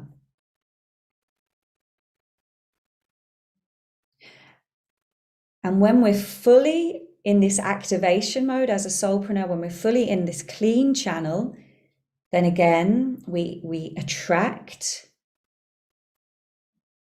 the right clients for us as well. And then what's the exchange? Has it changed? What is the exchange? So imagine the people coming, they're sitting with you, they're having that experience with you. What is the exchange? I think somebody, I don't know whether it's Nikki or someone needs to mute themselves. Whether it's Tammy. Yeah. Yeah, I'm here. Yeah, so if we can just all mute ourselves just in this moment. Mute? Yeah, I had it on mute. Sorry. Okay, yeah, and Nikki, maybe it was Nikki. Okay, and when you're happy with those, if I'm just going to open the forum for you to share. Okay, so you can share what that experience was for you, and also share the answers if you're willing. That'd be amazing. I'm more than willing. Yeah, hi Tammy. Hi. Okay, so I've already known for a long time what I'm meant to do, and I've had a near-death experience in July, and that's when I really stopped drinking. I'm a recovering alcoholic, but I know, and I've dreamt of it so many times, I'm meant to be a public speaker. I need to get my story out. I need to help people heal. I need to help people know that, because I've had, like, this summer was a near-death experience, but I had another one before that too. So I know I'm here for a reason. Mm-hmm. And when you said to place your hand on your heart and wherever else it is, it was my tummy. And now, like, I felt nauseous. I felt hot. My head's tingling. I'm like it's more and more clear, and I can actually see what I'm wearing when I'm on stage speaking, and how, like, it's helping people transform. Beautiful. So that's if that makes sense. Totally makes sense, and I love it so much. It's a vision that I've had for myself in 22 as well, getting back on stage and being that. But it's amazing, Tammy. Yeah, totally and utterly. And the feeling of the nauseous is the shifting.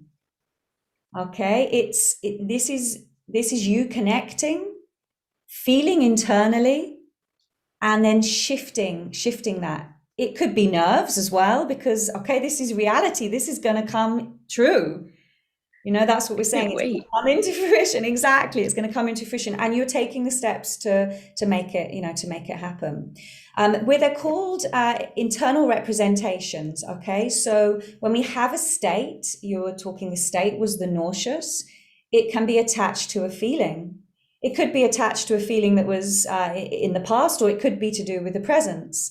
It could be to do with, like I just said, that in actual fact, I'm now actually speaking this out loud, no longer hiding, bringing it to the forum, bringing it into this space. And, big shifts happen in that sense. So hand on tummy. So tummy is the creative center. Okay, that's your creative center. I would encourage you the color around that is orange. So just kind of watch out for the color orange. Okay, and maybe start to bring a little bit more of it into your life. And whether that be what you're going to wear or something in your room, and sit with it. That's funny. My dad's favorite color was orange. He passed away 11 years ago, and I always feel him around me, and burnt orange is one of my favorite colors. So yeah, thank you. Yeah, exactly. So bring that orange in. And so did it change for you when you were asking those questions, before or after the connecting more with the soul's purpose? Did it change? It's not that it changed, but it got more expansive. Yeah. Brilliant. Like going in, I'm like, well, I'm Tammy, and I was born to not only entertain people but help them grow, and blah blah blah. And then after, when I connected, it's like, I'm Tammy Valentine, and I'm a creator, and I'm an entertainer, and I'm a healer, and I like it just. Feel the energy. I don't know whether you're feeling that as well, Nikki, and anyone that's going to be watching this replay, but the energy exchange now. Look at your face, smiling. So this is you connecting truly with you and your soul's purpose. Does it feel like a soul's purpose? Oh, it totally does. I mean, it did before, but now, like, my head is even tingling. Like, it's just, it's incredible. Yeah, so I just offer you what we call an anchor. So if you'd like to anchor this state right now, maybe touch with your right hand onto your left shoulder, or the other way around, somewhere that feels comfortable. Yeah, and anchor that feeling. Okay. Yeah. Just allow that feeling to resonate, to move through you. Okay, to be with you, to be you, because this is who you are. And I thank you for sharing. Thank you. I thank you. Okay, so Nikki, we invite you into this space as well. Hello. Are you okay with the camera off, or are you happy to put it on? Well, I've got. Well, I prefer not to have the camera on, if that's okay. That is a bit of a mess. It's totally and utterly okay. I see you anyway. I see you and feel you. So. Oh, that's good. Yes. So for you, Nikki, let's just go to this murky image that you had at the beginning, and I want you to see if it's a bit clearer now. No, I went on a different pathway actually when you asked the questions. I like it. Okay. But new things did come up for me, so something did happen, but it's completely different from sorry, the other ladies. The name's gone out of my head. Completely different. The name just went out of my head. Like, for example, who am I? I kind of, well, I'm a soul. the first answer was that I'm an energetic being living in this 3D reality. And the second time, when we did when we went within, it came out that I am a soul, a loving soul, an extension of God's divine love. That's what came out. But when you said, what do you do? I was completely lost with that. And I thought, do you mean reference to a career, a job? Well, I have a medical scientific background. I worked in a hospital in NHS, but I'm not working now. I've been kind of working on and off, and then during the COVID, I haven't been working at all. So I kind of been locked in, really, not getting out there, feel a bit like a prisoner where I'm living, which is not my home. And I feel like I'm in a prison. I'm locked in. I'm not flowing. I'm not going anywhere. It's like, I feel like I'm in a cage. That's how I feel. And I'm trying to get out. And that's what I'm trying to do. And that will happen. It's just a matter of time. I need to just find my own place, because I'm not living in my own place. So then after, I suppose, in terms of what do I do? It was perhaps just carrying on with, I work in a science background in the hospital, probably doing something like that. But the sole purpose, I've always been lost. I've looked into this on other occasions, and what was I born for? I do feel there is something I need to offer, but I feel that I'm such a mess within myself. I've never had a chance to, or I should say I have had that chance, but I haven't done it. It's to go within. I mean, my words that were coming out right from the beginning were sole purpose, calm, stillness, going within, and doing this, a lot of this work. And the words came up was, be calm, be still, learn what you can before the storm. So that storm meant to me that there's something I've got to do in my lifetime, and I don't know what that is. I don't know that purpose yet. That clarity is not there yet. At this moment in time, is just wanting my own space so that I can progress, so I can go into all these different avenues of my life. But in order to do that, I need to be stable. I need to have my own foundation, and I haven't got that. Okay, Nikki, I'm just going to stop you there, because you've brought through so many positives. You brought through so many positives as you were speaking. I did. Yes. Oh, yes. Yeah. So you told me you want stability. Yes. Okay. So if you've got your pen and paper here, yes, I have. Stability. And how beautiful that you're already starting to connect more with the soul's purpose, which is to be calm. I mean, how beautiful is that? If you can eventually translate that, as I translate the light, I was saying, to amplify human experience. It's taken me a long time to get into that and really wake up to my soul's purpose. But you already know that that's going to be an offering to bring, to exchange calm. And when we first start asking these questions, like, who am I? We go into, and you talked about, I think it was you that talked and mentioned 3D. Yes. So you already know about 3D. We've got 3D consciousness. We've been a lot, waking up to this 5D consciousness. There's even talk of 9D consciousness. We are that consciousness. We are conscious of being this consciousness, as you are as well. So you're already aware that there's something else. If there's 3D, then what else could there be? Yes. So you're already starting to stretch what I would call a paradigm. You're already starting to stretch your belief systems. You are human. We're all human here. We've all chosen to come in for this human experience.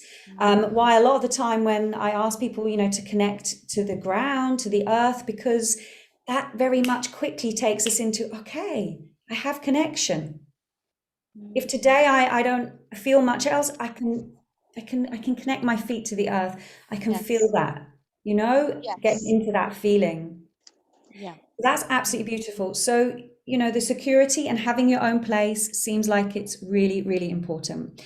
Okay, Yes. so if everyone just doesn't mind for the next minute, I just would like to do a little bit of shift work with Nikki. As I said, this is an interactive workshop, and this may, maybe not for who's here present, but for who will be listening, this may be something else that will help for you if you're feeling like a lost soul, because we all come in as different souls, okay? Yeah, thumbs up. Okay, a lost soul, an awakened soul, you know, whatever you are, a magnetic soul, brave soul. Okay, so with your feet fully on the ground, Nikki, I'd like you to Yes. just say, I forgive. I forgive. Mhm. I forgive. I forgive. Hmm. I forgive. Okay, I'm just tuning right in now to your solar plexus. This is the space just below the breastbone, okay? There's a huge amount of nerves there. It's a really, really incredible place of abundance. I forgive. And you're going to really connect into I your breath. forgive. As you breathe in, I, and then breathe out, forgive. And you can even breathe Forgive. out through the mouth, okay? I forgive. And then you were saying that you I felt like you were in forgive. a cage. Mm. Now you have a cage within your body. It's called I a rib forgive. cage, okay? And within your rib cage, there is this incredible apparatus. You know this because you're scientifically based. This is the Yes. apparatus of the lungs, okay? And the lungs within our, you know, our spiritual sense, the lungs give us life. Okay, so you're going to begin to breathe deeper into your lungs, deeper into your own system within yourself to bring more life to yourself and to you and to everything that you are going to bring in 22. And you're going to let whatever is coming up, whatever comes in, to manifest and be what it needs to be at this moment in time. Yes. I forgive. I forgive. And then just place your hands, everyone I can do this forgive. as well. You're going to place your hands around the rib cage. And you're going to offer yourself a chance to begin. I feel that this needs to happen slowly for you, at the Yes. speed that it needs to happen for you, but begin to connect, begin to unpeel the cage, okay? This metaphoric cage that has been created. And maybe you're going to be able to create an image of this unfurling, this unfolding, really moving deep into trust. So I'm sure you've been in trust before. You've trusted that part of your work, part of the scientific experiment is going to work. You know that there's trust that's involved in anything new. Is that right?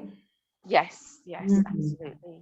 Yeah, you're going to trust that the cage can slowly begin to disperse in its own time, at its own rate that's right for you. And then within that space, a vision. And as I said before, I don't know how you create visions. Do you feel them? Do you want to taste it? Do you want to hear it? This new home is going to come. I'm shivering all over. This new home is going to come. Definitely. Yes. Definitely. Okay? Yes. And how's that feeling now? I felt it's gonna happen. Definitely, it's happening, and I felt the words like freedom and liberation come into my mind. Yeah. Feeling liberated, feeling joy, feeling happiness, Yeah. feeling like an explosion of a door bursting open. I got that vision, and just feeling whatever has trapped me has just gone, and this wonderful explosion has come, and I feel great. I feel liberated. I feel freedom. Thank you so much. I feel that. I feel that exchange and that shift. Yeah. Oh, Okay. And wonderful. just like with Tammy, you can also create an anchor of this feeling of these states of freedom and liberation. Now, I'm feeling for you, it's more of an internal anchor. It's somewhere within your body that needs that. Okay, I don't know where that will be, but it's somewhere it feels more internal, but you can also find somewhere externally. And what we do with an anchor is that if we need to feel that again, we go to that space and we hold that space. We can maybe stroke up and bring that back in. So that remembering. So it's always our job to remember that we are more than we think we are. We're always and in always so much more. Okay, so that's something, a little kind of tip that, Yes. when we're maybe off balance, we can bring ourselves back into balance. Mm-hmm. Okay, so I know that we have the next talker here as well, I believe. So just to let you know that we were over a little bit with the timings. So we just got about another 10 minutes. And No worries, Natalie. Take your time. We're good. thank you. Thank you, darling. What I would like now is for us to make this a little bit more practical, going back into this kind of promise to be a soulpreneur, okay? This awakening to be a soulpreneur, and to start to invite in more of an unconventional approach to life and business. So what does unconventional mean to you? What does that what does that mean to you? Unconventional. Unconventional. Mm.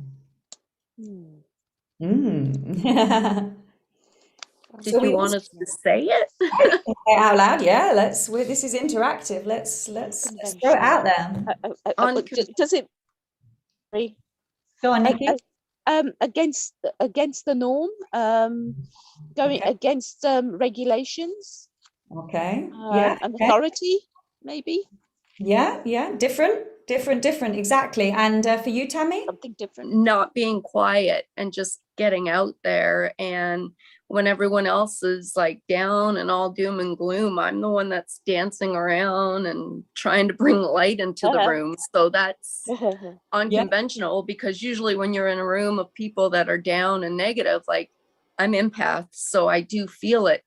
But being unconventional for me is standing out and, trying to give everybody my energy, if that makes sense. Yeah, exactly. So unconventional, of course, can mean whatever it means to you. It might mean something different to me. But for me, the idea of unconventional is that slowly starting to connect ourselves, unbind ourselves from the conventional teachings, the societal teachings that in actual fact have been holding us back, have been limiting us. And as you mentioned, Tammy, you're an empath, and the path of an empath is unconventional.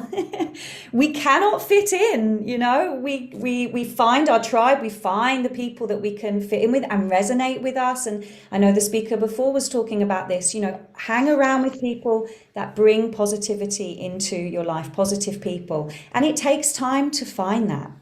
That's It part really of does, yeah. Yeah, it's part of the journey. It's part of exactly. It's part of the journey. So I'd like to introduce you to my first two principles of unconventional, taking the unconventional approach to life and business. And I'm just getting this, keeps saying to me, you've got to explain this part as well. So, we talk about 9 to 5. And a lot of people don't work 9 to 5 anymore. Anyway, most people are kind of, on all the time, which we talked about being a human doing.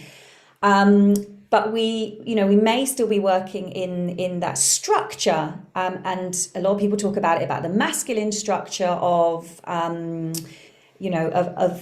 time frame, a frame for our business. The way I started to adapt and start to approach this unconventional was, in actual fact, I can create my own timetable.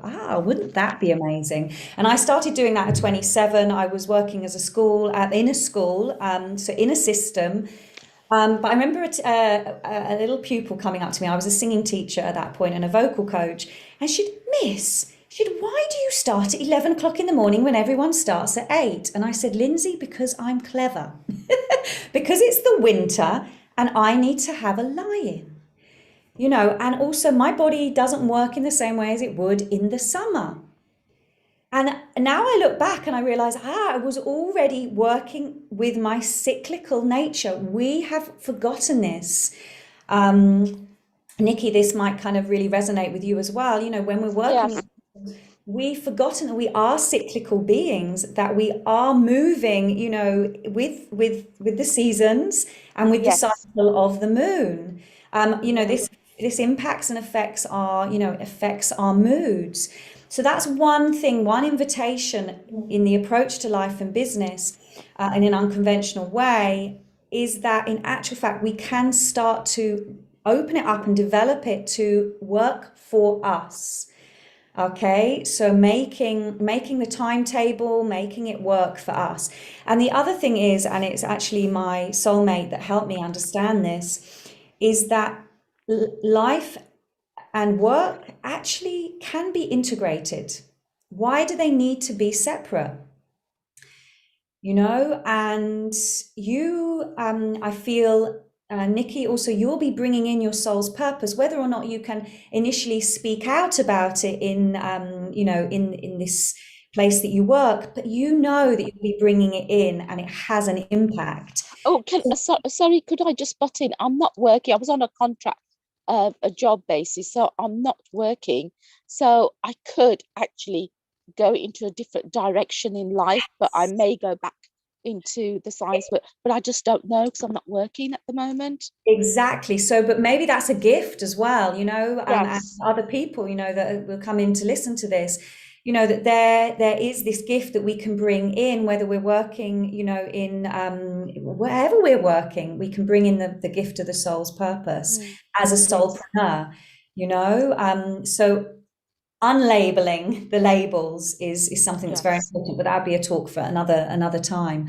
So the first principle is blow the illusion, which is what I've just been talking about. Okay, so we start to blow the illusion, we start to unpeel, unlayer away from the confines of the belief systems and society. And I'm sure we've already started doing that. And then the second one, which is the one that I wanted to go into the most, is the KISS. And this is KISS.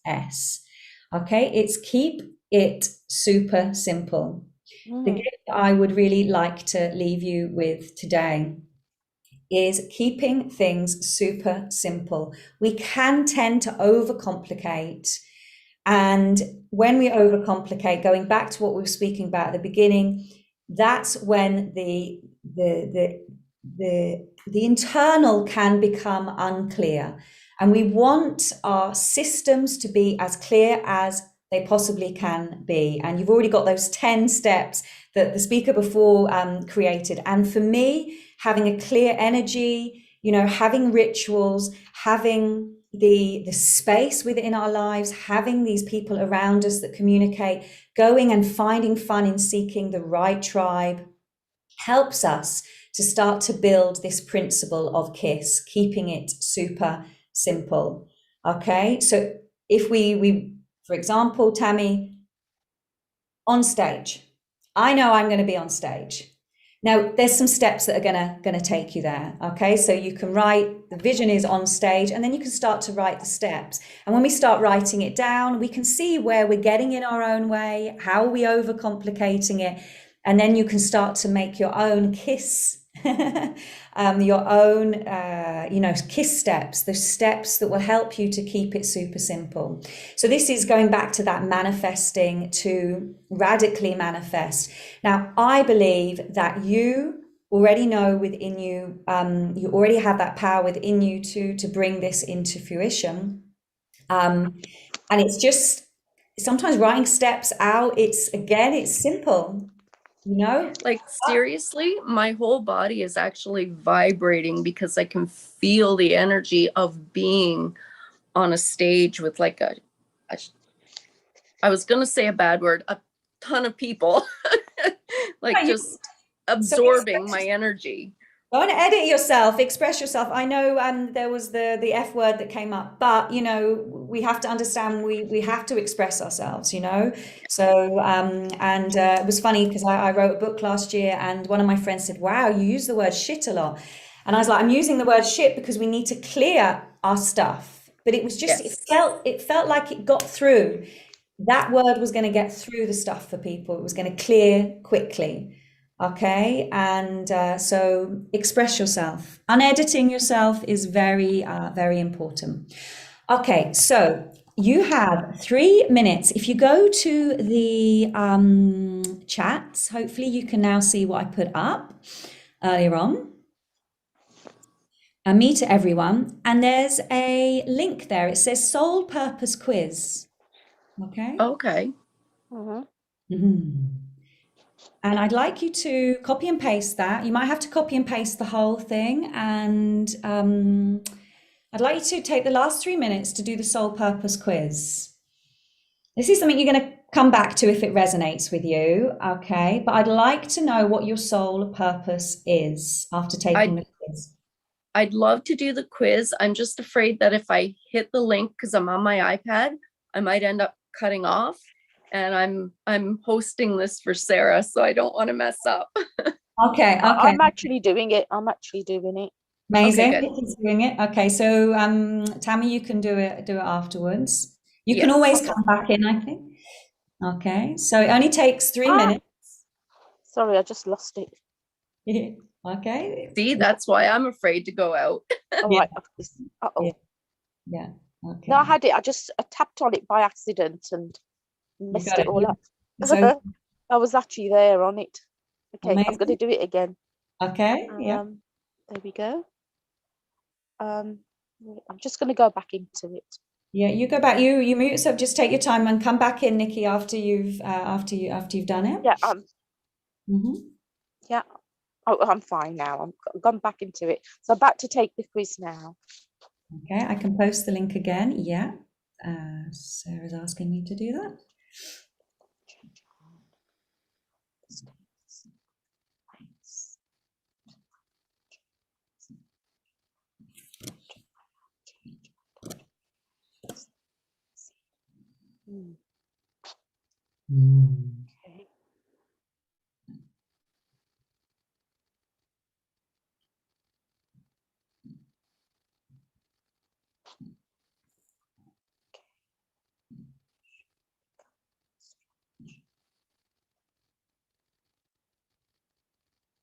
Okay.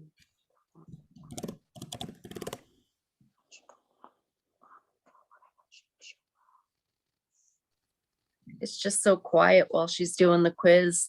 My other thing I want to do is write a book as well, about my life, my experiences, and how I'm overcoming them. And I don't know. I have all this pent up energy, it feels like, and I just want to get it all out there. It's going to, because you want it. And I want it. I taste it. I feel it. Exactly. And that's, well, your visions are obviously very, very that much of a feeling as well. So that book will come, and allow that. Okay. Just allow that, to know that your book will be written at some point, even this year, I feel. That was my thought process too. Like this year, 2022, like I'm just gonna burst open doors, and I'm gonna be out there. I'm gonna be a household name. Don't worry. I love all your passion so much. Thank you. So when there's a lot to read. I'm on number 7, but there's a lot to read. Yeah. Keep going. Tammy, when you do the quiz, I feel that you will be a cosmic soul elevator. That's what I feel that you're going to be. So it'd be interesting. What does that mean? You'll find out. Okay. You'll Okay, find I'm out. looking forward to it. Yeah, you'll find out. Yeah. So here to elevate others, to be vocal, to share, in that way. But That's there's what I already feel that. Like I feel that like so much. yeah. Okay, Nikki, how are you getting on? Getting there, another 2 to go. Another 2, yeah. Yeah, another Brilliant. 2. So might be remember there. using that instinct, so reading and just going with the kind of Yeah. the intuitive answer, so not thinking too much. I wanted to share one more Yeah. thing. Yeah, I'm not. It's just that there's a bit to read, so I'm just thinking, okay, but I am going through it quickly, so that, like Nice. you said, nearly there now. Amazing. Let's go to 30 minutes.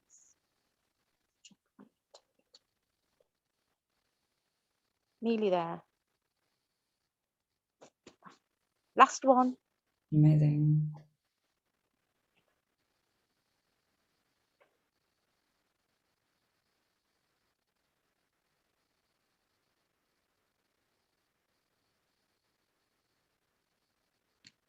And then it will give you your answer. So if you'd like to share what comes up. Okay. Okay, I've done it. Mm-hmm. Has it come Your up? soul purpose is creating exceptional places. Is that the one? Oh, Say hold on. again? Yeah, I'm a soul whisperer, a Yes, soul sanctuary activator. yeah, and you can read all the rest later on, Okay. but yes, totally and utterly, that's exactly what you are. So now you've got a really clear. So this is the other part of the KISS. Keep it super simple. We gain clarity in our message. So we actually, stop overthinking, overdoing. We actually are very clear in what our purpose is. So now you've got, I think there's about 4 paragraphs there to enjoy and read. And then you make decisions to actually that spark your unique creativity as a soulpreneur. So this is, as I said, my gift to you, to leave you with that information, and so you can activate further the power of your intuitive voice and to answer your soul's purpose.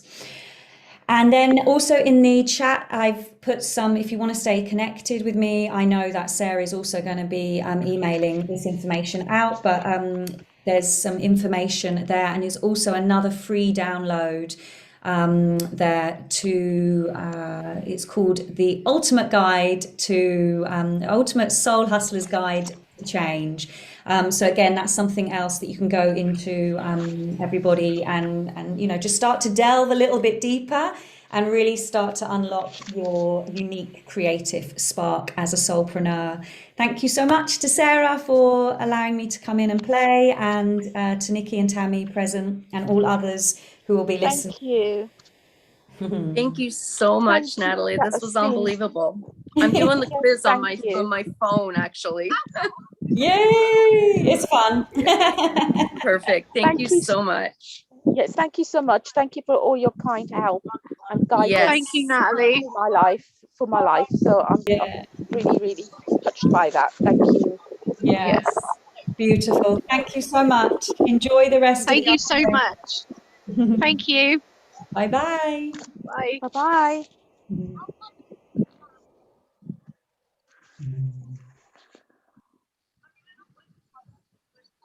Did you want to introduce her, Sarah, or do you want me to? You can do it.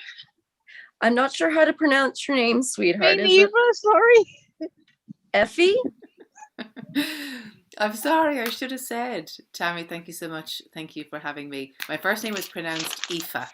Like Aoife. Eva. Yeah, like Eva with an F. Oh, okay. Next we have Aoife. Take it away, sweetheart. Thank you very much. So can I just, is my sound okay? I am just trialing a new set of I was going to say airwaves, but that's chewing gum. Yes, we can hear you AirPods. perfectly. Yeah, grand. So Yes. just trialing a set of AirPods.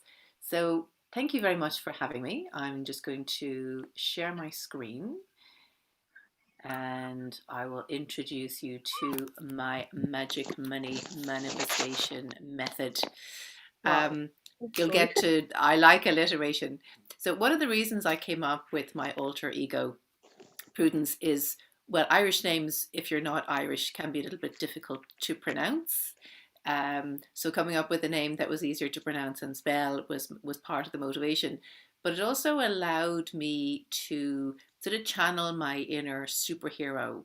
So that's really where Prudence came from. So she is the person that I'm not. She always has great hair. She never yells at anybody. She never loses her keys. She's always on top of everything.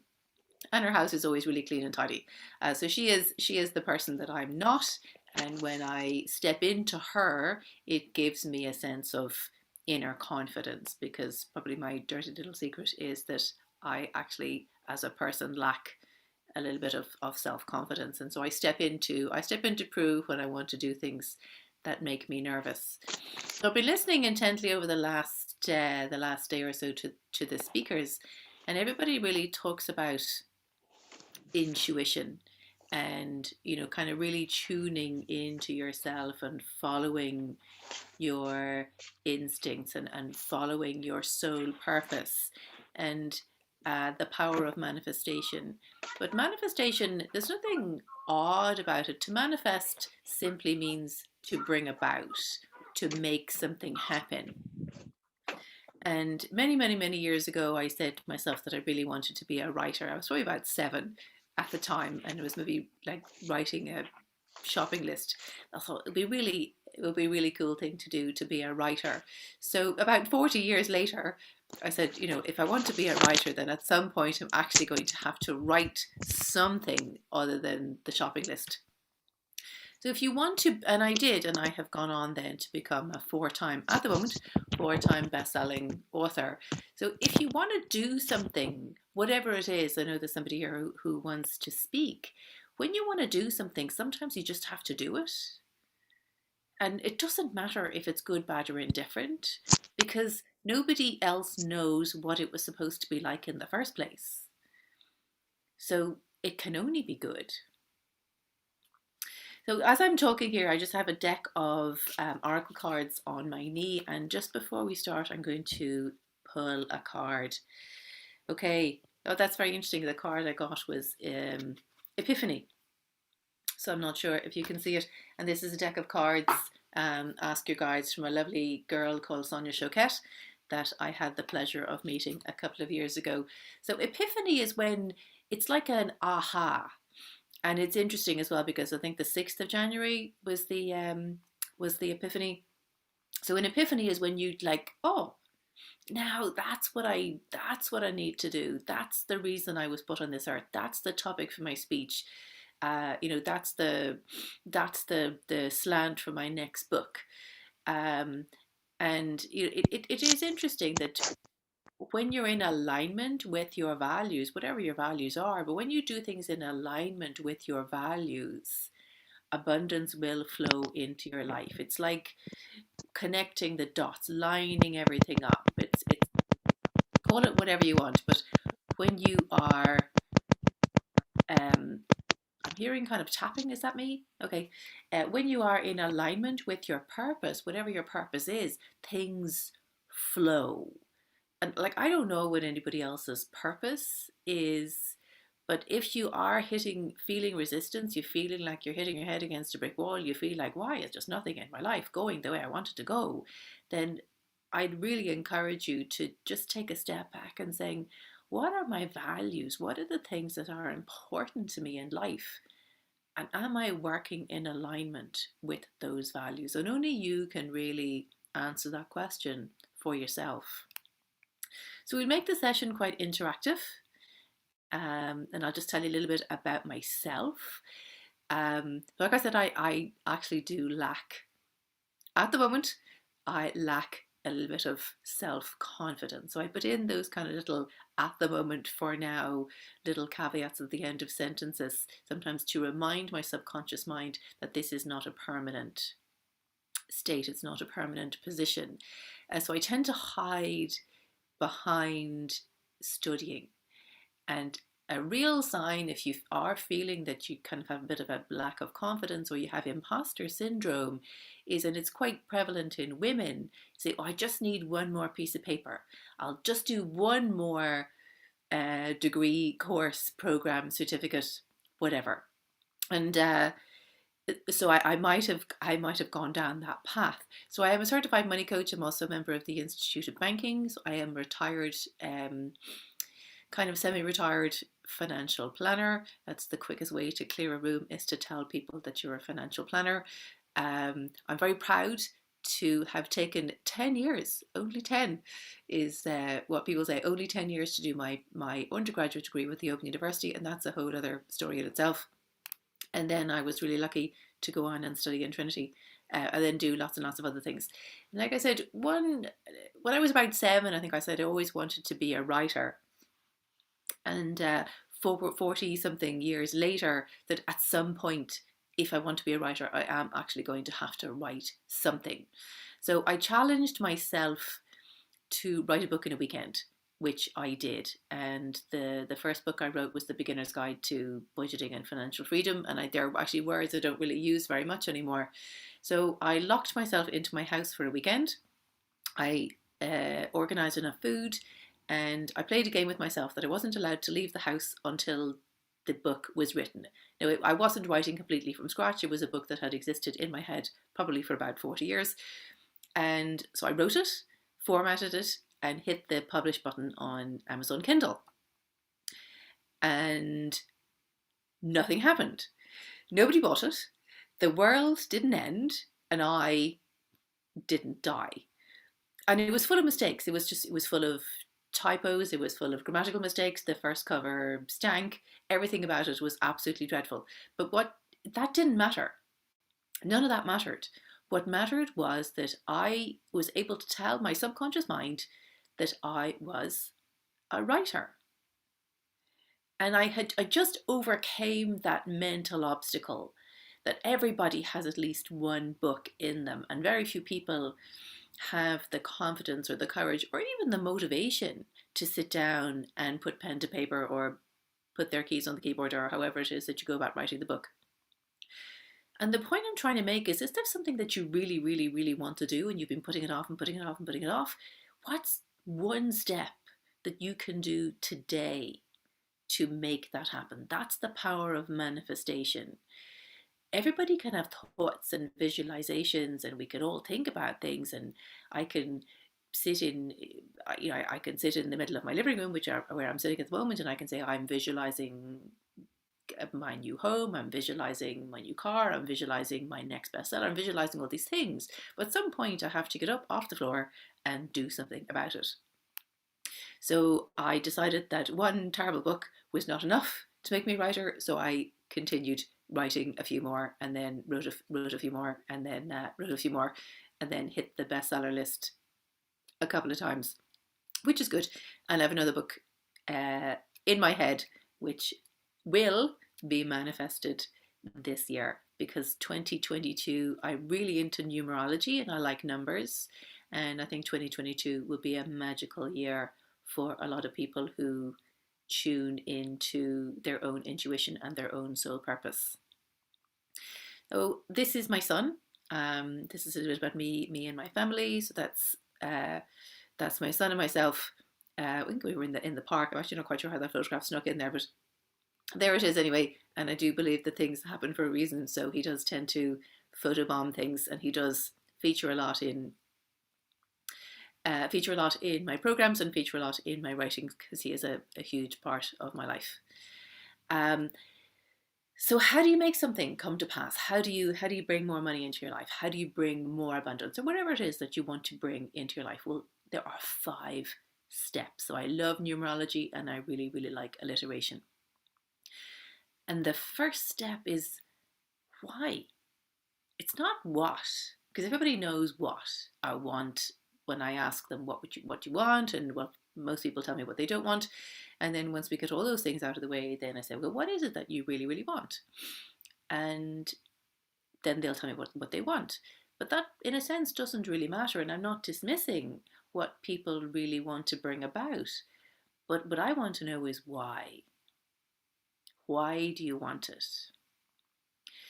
So if you want to unmute yourself or put your hand up, and I will do a little why exercise with somebody on the hot seat. It'll take about a minute. who would like to be hot seated? Otherwise, I shall hot seat myself. I'll do it. Tammy. Oh, Okay, wait, so did I step on someone's toes? Did someone else want to go? I don't mind. I just said that I'll have a go, but I don't mind if you want to go it's ahead. okay. We can do it quite quickly. We can do it with you both, so we can Okay. crank through this quite quickly. So, Tammy, tell me something that you would like to manifest. There's a couple of things that like are very forefront. One is to be a public speaker and a writer, because I am in the midst of writing a book. I've been writing it for about 2 years, but I'm stuck, it feels. And the other thing is my own home by the lake. Okay. Okay. So I'm going to challenge you on the book. So we'll just pick one thing, and you can do this exercise anytime you want. Do this exercise with a friend. I recommend you do it with somebody that you trust implicitly, because the other person's job is simply to keep asking you why. So do it with somebody you really, really like, and do it with somebody you trust who won't rush in and start giving unsolicited advice. So why do you want that? Why do you want to write a book? I feel I need to get my story out there. It feels trapped in me. But I feel I have a big story to tell. Like, I feel a lot of people could benefit from my story. Why? Well, it's been years of trauma and abuse, and I'm overcoming it. Recovering alcoholic, learning how to use my mindset, positivity. Why? Because I think it would benefit a lot of people who are struggling with the same things I struggled with for years. It'll help teach people that you don't need to drink your feelings away. You don't need to drink in order to endure what's going on around you, but instead you can get out of that situation. Why? Well, because that's a tough one. I think I answered all the why. So that's the point. We could keep going for a little while, and I don't want to make you feel uncomfortable. Well, I do, but maybe not in a public space. But the point I'm not of the uncomfortable. exercise, I'm okay still. fine. The point of the exercise is to really, really dig deep. And when you get to the point of, ironically, the epiphany is like, okay, so that's why.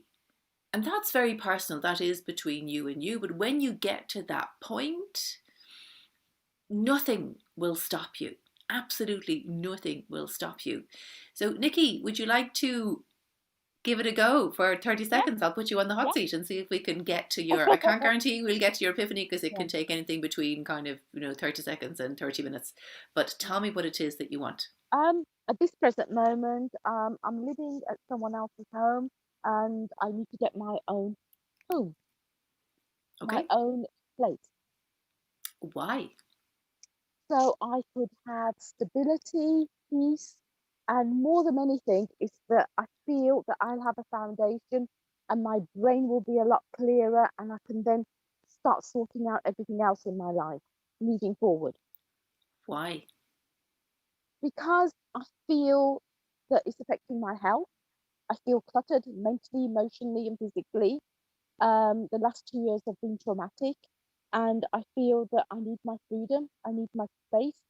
I want to basically live with happiness and joy. I want to Why? live Why? because I'm in this life that God has ordained it to me, and I want to be happy. I don't want to be miserable anymore. I want to Why? enjoy my life, whatever I've got left on this planet. I want to enjoy it, and along the way, if I can help others, that would be great. There's finding my soul purpose. It will also get me onto finding my soul purpose. It will give me that stillness in my brain and to work through my mind and maybe achieve those wonderful ideas, that epiphany that you were mentioning, and the process help others. Okay, so you see, when we could go on another bit, because I still feel that there's more, and it's when you get to the point of when I ask you why, that you just don't have any more answers, and you do have You will almost have a physical reaction. So you'll either kind of feel a bit shivery, or maybe the hair stand up on the back of the neck. Everybody has a different way of expression, and everybody will present things in a slightly different way. But when I talk to people and as a coach, and I ask them, say, what do you want? And they go, oh, well, I want more money. I want this, I want that, blah, blah, blah. Or their answer will be, so what do you want? Well, now, I don't want to be poor. And like, I don't want to keep staying where I'm living. And I don't want chicken for dinner. And I don't want this. And say, well, that's not what I asked you. I'm asking you, what is it that you really, really want? And sometimes that's met with a silence, because it's a question that we're not asked very often. So what would you like? What would you really, really like? And when you don't have any parameters, the question can be quite vague. So when you're in a restaurant and they show you a menu and they say, what would you like? And you immediately look at the menu. So you have, okay, well, I can have this choice, or this choice. And so that can make things a little bit easier. But if you went into a restaurant, like a food court, and somebody hid all the menus and they said, what would you like to eat? It's quite difficult, because you don't really have a starting point.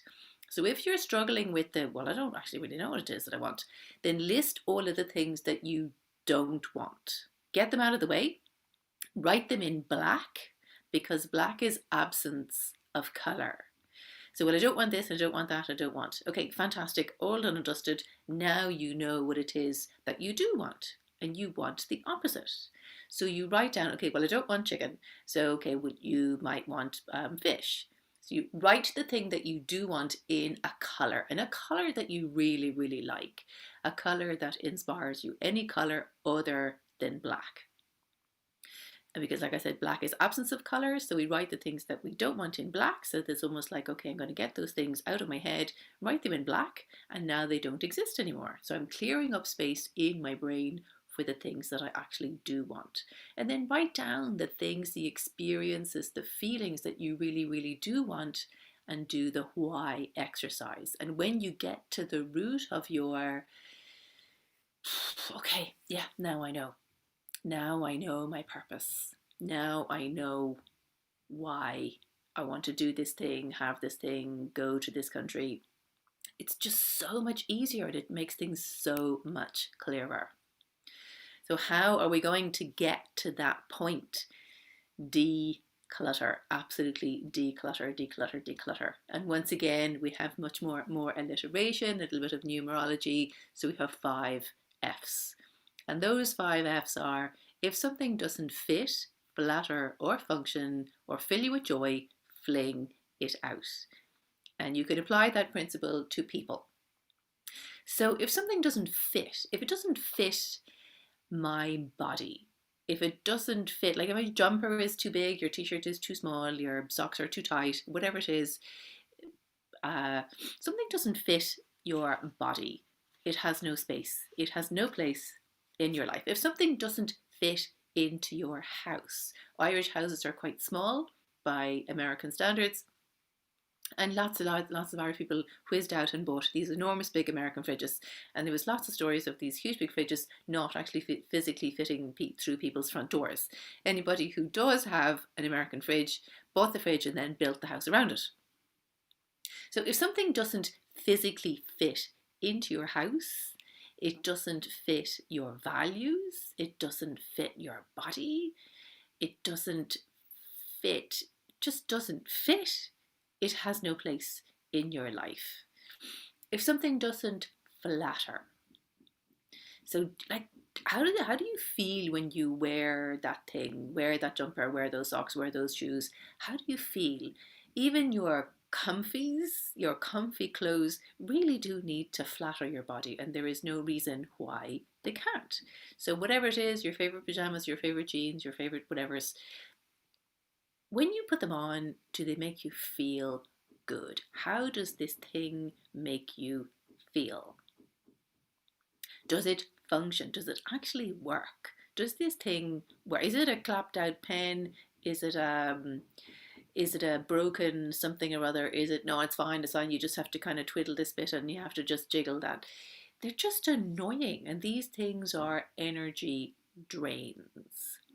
There are two types of people in life. There are radiators and drains. So you really just want to make sure that everything and every person you surround your life with is a radiator. Does it fill you with joy? So when you use the thing, drive the car, open the fridge, whatever, does it make you feel good? So I love this necklace. This is what I call my Zoom necklace. So it fits around my neck. Well, I think it flatters me. It functions, so it serves a purpose, as in it's my Zoom necklace, so it just makes a boring t-shirt and the occasional pajama top look halfway decent. You have no idea whether I'm wearing pajama bottoms or whatever below the level of the screen. So this is what I call my Zoom necklace. So it fits, it flatters, it functions, and it fills me with joy. I bought it from a local market. I bought it from a local artist.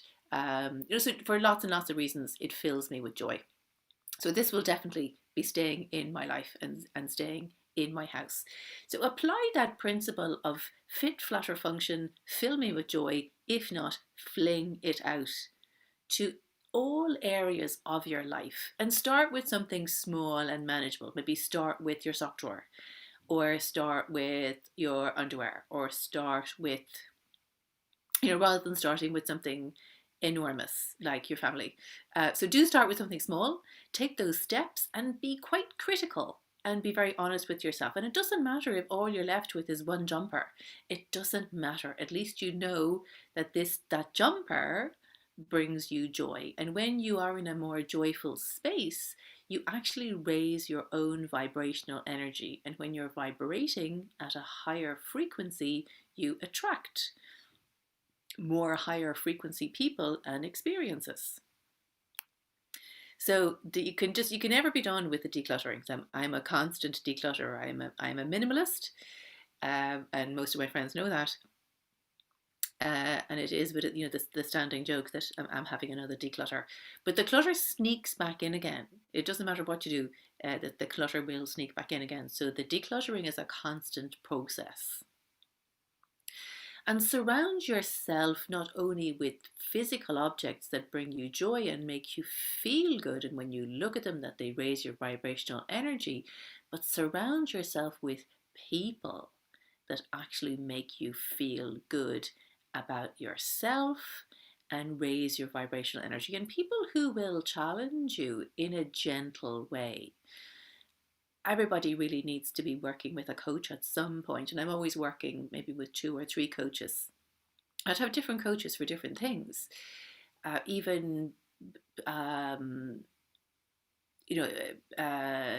Wimbledon standard tennis players will be working with coaches. Even Usain Bolt, probably one of the fastest men on earth, is working with a coach. So even if you feel that you're at your peak, there's always another little bit. There's always somebody who will come along and push you and encourage you and support you. And be very mindful of what you're filling your mind with. What's on your feed? There's been an awful lot of F's in this talk today, not quite as many as I intended. So what's on your Facebook feed, your Twitter feed, your Instagram roll feed, whatever? And if there are people that really are frustrating you, their postings are annoying, or maybe their businesses are not in alignment with your values, then you can unfollow.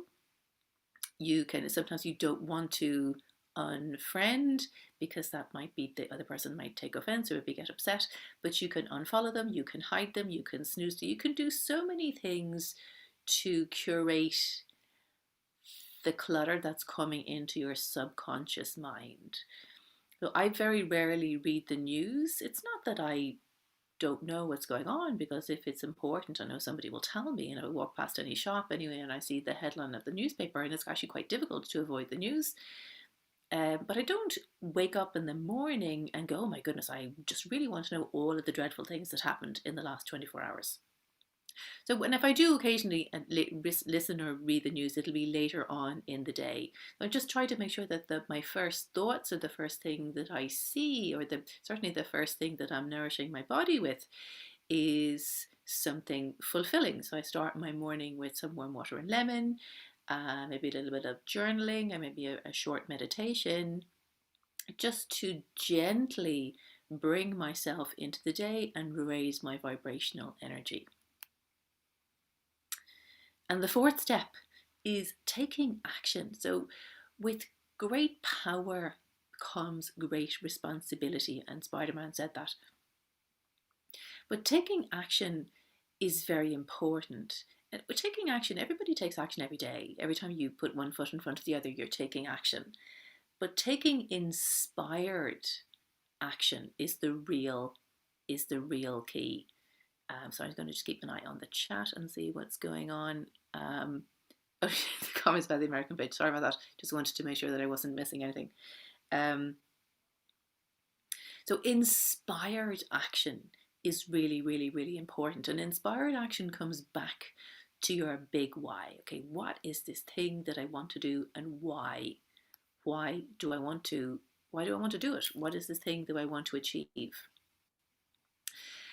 And inspired action is the weekend that I wouldn't let myself leave my house because I had decided that I was going to write this book, the book that had existed in my head for something like 40 odd years. And so the inspired action was I sat down and I watched lots of YouTube videos about how to format a book for Kindle, because anybody can write a book. That's the easy part. The hard bit is actually getting somebody to buy it. And not only that, then you actually want to get somebody to read it. They're the hard bits. And if you genuinely are in the space of wanting to write and you have no track record and you have no proven ability to do anything, the simplest way to start is with self-publishing, unless you're J.K. Rowling and you're writing incredible books on the back of napkins in coffee shops. But even J.K. Rowling struggled initially to get somebody to take her book seriously. So I thought, okay, well, I'll self-publish. I'll publish under a pen name, so that way if it's awful, nobody knows it's me. And then if it is wonderful, then I can do a big reveal, and then I can turn up on the door of a publisher and say, look, here I am, here is my whatever massive track record in book sales. So it was a win-win situation. So the inspired action was me sitting down, sellotaping myself to a chair for a weekend and actually writing and teaching myself how to get thoughts from my head onto the computer and then up into the ethereal space that is Amazon. So that was the inspired action. So there's always something that you can do today. And I'm not a fan of, I'm a big fan of Anthony Robbins, but I'm not a fan of the very masculine, take massive action, just run out there and jump off that building with your parachute or whatever, or even I work in the space of money, so Robert Kiyosaki would be somebody that I would follow, and he talks about buying property, that you take out 10 credit cards and then borrow 30,000, and then that's your deposit on a house, and then you buy a property at a distressed auction, fill it up to the brim with tenants, and then 24 hours later do exactly the same thing. So okay, I'm exaggerating somewhat, and the way property is purchased in Ireland is different to the way it's done in other countries. So that's very masculine, very sort of aggressive, take massive action. And then generally women have a slightly different approach. So women in general prefer much smaller steps that are sustainable. So I am a big fan of absolutely take action, but do something that feels right for you, and take smaller steps, smaller incremental steps. So okay, take the big step and maybe break it down into, okay, so every day I'm going to do this tiny thing, and at the end of the week I'll have done 7 small things, and at the end of the year I will have done 365 small things. And if you understand the principles of compounding, that's more than a 365% increase. But taking the action is really, really, really important. And it's just knowing, okay, well, I know I need to do something, but I don't really know what to do. And that's where a good coach comes in to give you a hand, or a mastermind group, or it doesn't even have to be something that you're paying for, but it is really good to have an accountability person. So when you say you're going to do something, have an accountability partner. Have somebody who'll ring you up the next day, message you, WhatsApp you, text you, and say, did you do that thing that you said that you were going to do? And it's quite good to set consequences for yourself. And I'm not talking about negative consequences, but say, okay, when I do this thing, and have a reward for yourself.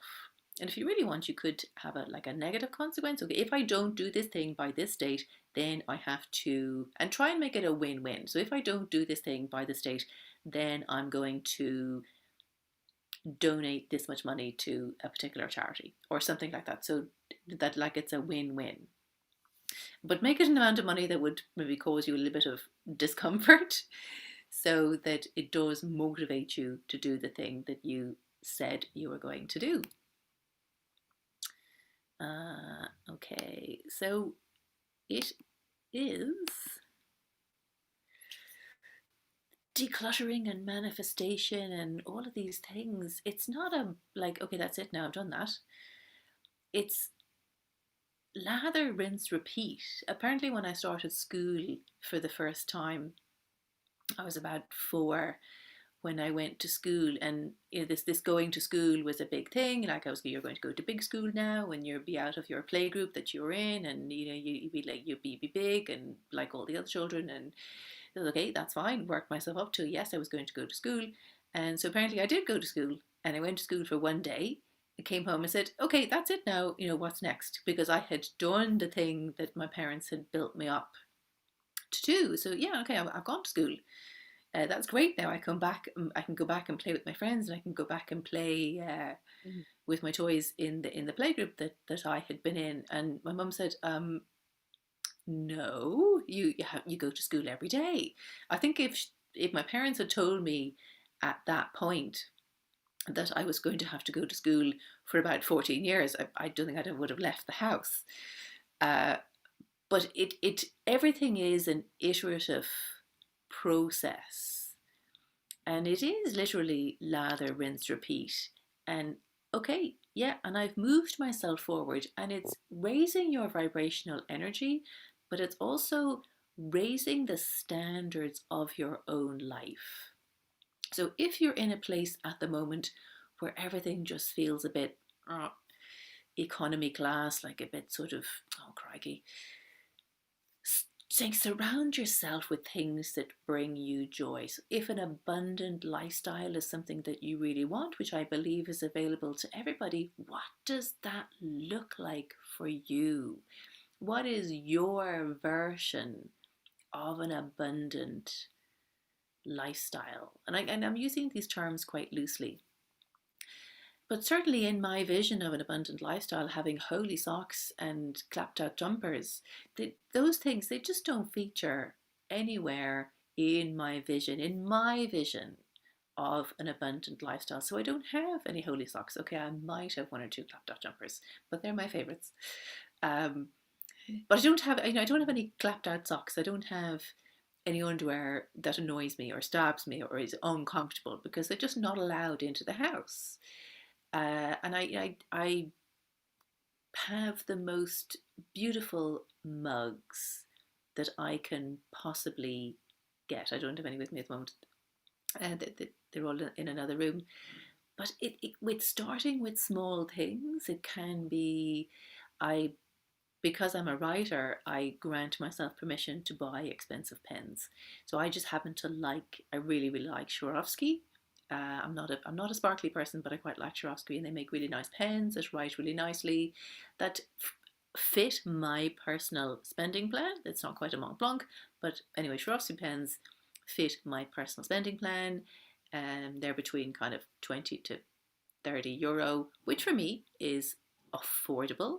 And I justify it because I'm a writer and I like them, and they sparkle and they write very nicely and they come in beautiful colours. So horrible pens are not allowed into the house. You know those horrible free Bic pens that they give away a thing in plastic and people chew them and then the nib falls off and the ink goes all over the place. They're just not allowed into the house. So only things that I love, things that bring me joy, are allowed into the house, because that is a huge part of my vision for a truly abundant lifestyle. So what is on, like, what's your vision? What makes you happy? What brings you joy? So if you want to connect with me, and I'm going to open up the floor to some questions now in a minute, this is how you can connect with me. You can find me on Facebook if you want. You'll find me on Prudence Moneypenny, or you'll find me on LinkedIn, or find me in lots of different places, or probably find me cleaning something or clearing something out. And if you would like to connect with me one-to-one, you can just book a call. It's prudencemoneypenny.com/askprue. Let me just close that. Sorry, let me stop my share. So what, I couldn't actually see the clock there as I was talking, but I see we're at 4 minutes to 2. What questions do you have? And I'll do my very best to answer them.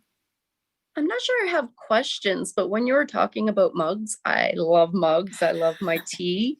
I have a collection of mugs. I love writing with fine tip pens, but they leak. So now you've given me an idea for good pens. And as you were talking, I was going through everything in my apartment that's got to go. That doesn't bring me joy, that I'm keeping just in case. But you know what? I haven't used it. I haven't worn it. It's just sitting there. Get the fuck out. I'm done. So yeah, no, this was very, very informative. Do these things, I see Sarah asked a question about how old my son is. My son is going to be 30 this year, which he makes me is a handsome lad.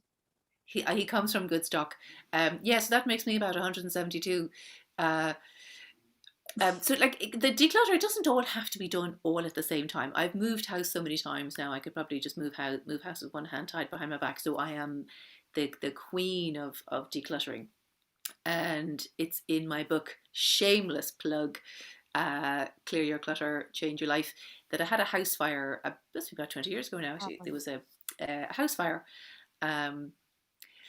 And you know the joke about, you should always have, like, make sure you always have nice underwear on in case in case something happens. Well, that joke did kind of, always tidy your house, in case something happens. So I came back to, I'd gone out for dinner with some friends, and I said at least I hadn't gone out clubbing wearing some like skimpy teeny weeny dress and stilettos that I had to be stuck in then, for a week. So at least I had my usual uniform of just like jeans and a nice jumper. And I got out for dinner with some friends, and I just noticed there was like a 20-30 missed calls on my phone because I switched the phone to silent. Anyway, so I rang up, and it was my neighbours ringing me to tell me, hey, how are you? How are things? By the way, your house is on fire. And that it is actually what was the phone call was about. Hey, how are you? By the way, your house is on fire. Would you like to come home? And I thought, no, wow. I would actually hate to go home. And I remember driving home in the car thinking, maybe I'll just keep going, and I'll just keep going. Just keep going. Keep going and start over. Exactly. I just keep going and start over. And I thought, okay, like it all got sorted out in the end. But my son always sees the good side in things, and he was quite young at the stage. And he said, Mum, it's okay because we just get rid of all the things that annoy us, and we can start again. And he said, thank heavens we weren't in the house. He was only about 8, I think, at the time. And then he was like the center of attention at school. He said, oh my God, Mom, all my friends crowded around me, and they were asking me all these questions, and it was just so exciting. And so for him, it was the most exciting thing in the whole world. For me, it maybe at the time was not the best thing that could have ever happened, but it happens, and the insurance company sorted it all out. And I have lots of just ridiculous stories about that whole process that are absolutely for another day. I was dating a guy at the time. I think we'd had 3 dates, and he just rang me just at the time I was in the middle of this chaos, and the phone rang, and I handed it to the fireman, and I said, we just answer that. I don't know what I was doing, but I put it down to sort of temporary insanity, and what I was expecting the fireman to do with my phone. It's like, hello. And like, hello, can I help you? And this poor chap that I'd been on 3 dates with, I think, he didn't know what to do. He said, "Oh my goodness, do I turn up with a dustpan and brush, or what do I do? Do I run out and buy her clothes?" And did that would just be very embarrassing. And he said, "Oh, would you like to come?" And he said, "Would you like to come and live with me for a bit?" Oh God. Well, I knew that somebody says something and you absolutely know in your heart and soul that they just did not mean it, and they just sort of blurted it out. Just And felt I like said, the thing to say at just the like the time. thing to say. And I don't think I even knew where he lived. I said, "Oh, oh, thanks very much, but that's fine. Thanks very much." I could almost feel like the relief, the relief. So I had to go around in my friend's 12-year-old's daughter's clothes for a while, until I sorted things out with the insurance company. But these things, they work themselves out, and I do believe that the universe has a greater plan in place, and in a peculiar sense, I was able to replace a lot of the things that annoyed me, and the house was repainted and redecorated because I never really liked those carpets anyway, and somebody else paid for it. And See, win-win, right? win-win. In the grand scheme of things, it was a minor inconvenience, but did teach me a very valuable lesson about they are only things. Nobody can take my memories. So people can, like your things, they'll fall, they'll break, you drop them, you lose them, or whatever. Things have a finite lifespan, but no one can ever take your memories. So make your memories really, really, really good ones. Yeah. And even in the digital space, things can disintegrate, even in the cloud, because pretty much everything is backed up now. Stuff happens. But nobody can take what's going on in your subconscious mind. So make those thoughts very positive, make those thoughts very powerful. And if you do feel that maybe you are going down a bit of a kind of a negative narrative, which is fine, by the way, if somebody annoys you or something happens that frustrates you, that's fine. Give yourself a minute or 5 minutes, depending on how frustrated you are. Set the timer and challenge yourself. Okay, in the next 30 seconds, 1 minute, 5 minutes, I have to really, really, really go for it. And curse and swear and rant and whatever and throw things. And I like to go to the recycling centre because then I can throw bottles, throw glass, and take that and that. And then I'll even sometimes offer to do other people's recycling for them if I run out, if I'm in a really, really bad mood. And I'll go smash, and you said, and he did, and I think, but you do have to, and it's good to rant. Ranting is healthy, but just put a time limit on it. So it's about not staying in the negative. Staying in the negative. And speaking of vibrational energy, I might just happen to have this rather beautiful singing bowl here. I have one too. I don't know how to use it though. Yeah. So this is how I use this for space clearing. So I don't know if you can hear the bowl singing. It always goes in your left hand because that's closest to your heart. Okay. And there I go. Now they all sing. All the bowls will sing a different song. Clockwise. Yeah. Okay. In the left hand. Okay, that's great. Yeah, I have one. I got one last year and I haven't used it because I'm afraid that it's going to maybe give me negative vibrations because I don't know. But now I know, put it in the left hand, go clockwise slowly. And yeah, that's a great meditation too. They're beautiful. You can do, I know you can do a sound bath. I've never had a sound bath, so I have no idea what it is. So the singing bowl, you always put them in your left hand because that's the hand closest to your heart. They all have a different song, so they'll all vibrate. The bigger ones, they sing to you. They sing to you. If you can't get it singing, just give it a whack. And it's a lovely technique to do. I'll do it when I've just maybe done the vacuuming or cleaned something, or like even go mad, empty the dishwasher, give your sound bowl a whack. And they clear. Sound is a lovely way of clearing space. People say when they play a particular piece of music, you can feel better. Certain pieces of music raise your vibrational energy because you like it, and you dance around the kitchen with the sweeping brush and you feel good because it makes you move. So movement is good. If If it don't If it sing, doesn't slap sing, it. slap it. Absolutely. Yeah, I didn't say slap it. I said give it a Give whack. it a whack. Give it a whack. Absolutely. Yeah. That's So fantastic. that is the 5-step method I to love that. And it's manifestation. so simple. Yeah. It's a Yeah, simple and 5 steps. Anyone can do it. Like that. That's what's anybody great about it. anybody can do anything within the True. boundaries of physicality. Like True. I cannot touch my right elbow with my right hand. I No. just can't. I can't. Lick your Um, ear. I can't lick my ear. And like, you know, why would you want to anyway? Why would you want to lick your But own true. ear?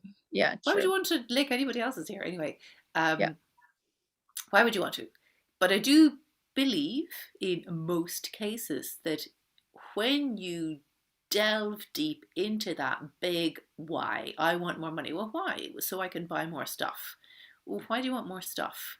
I don't really want more stuff. I just want to give more. I want to help more people. I want to, like, that's what I want money for, not to buy big selfish things. I'm not like, I'm kind of like a minimalist as well. Like, I love my mugs and I love shiny things. Yes. And I love the clothes I have.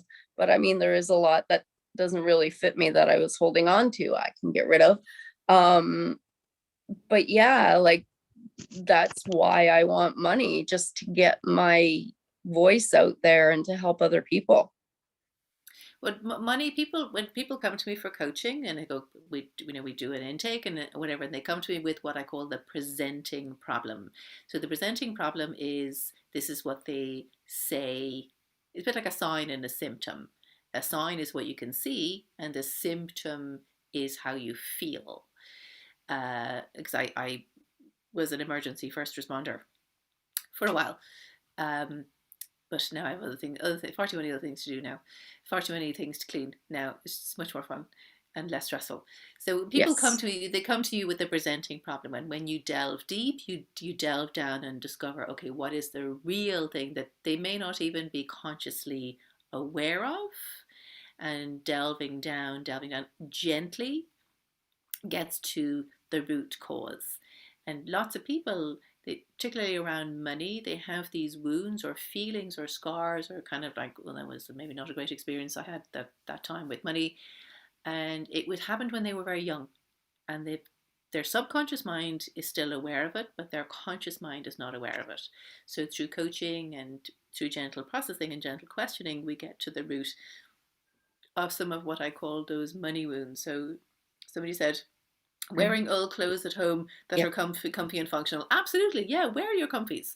Absolutely, wear them. Just make sure that they're in a colour you like, that they actually fit you, that you haven't pinched them from somebody else and they're 4 sizes too big for you or too small for you, or they're in a colour that you just hate. Make sure that whatever it is that you're wearing, you can answer the door in. So that's my acid test. Could I answer the door in these pajamas, these comfies, this gardening clogs? Would I feel comfortable answering the door in them? And if not, then it's not allowed in your house. Perfect. Those are my rules. I know Nikki had another question, but I don't see her anymore. Her other question was, what about having many things, but it gives you joy? It's what brings you joy. What brings you joy may not necessarily bring me joy, but that's none of my business, because I can't stand the color orange. There's nothing. I love orange.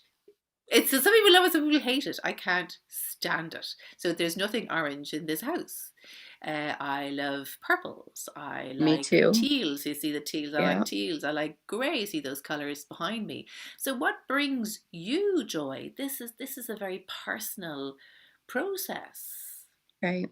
I'm not the clutter police. I'm not going to tell you what you can have or not. You're an adult. You make those decisions for yourself. And if you want to write, you have a message to share.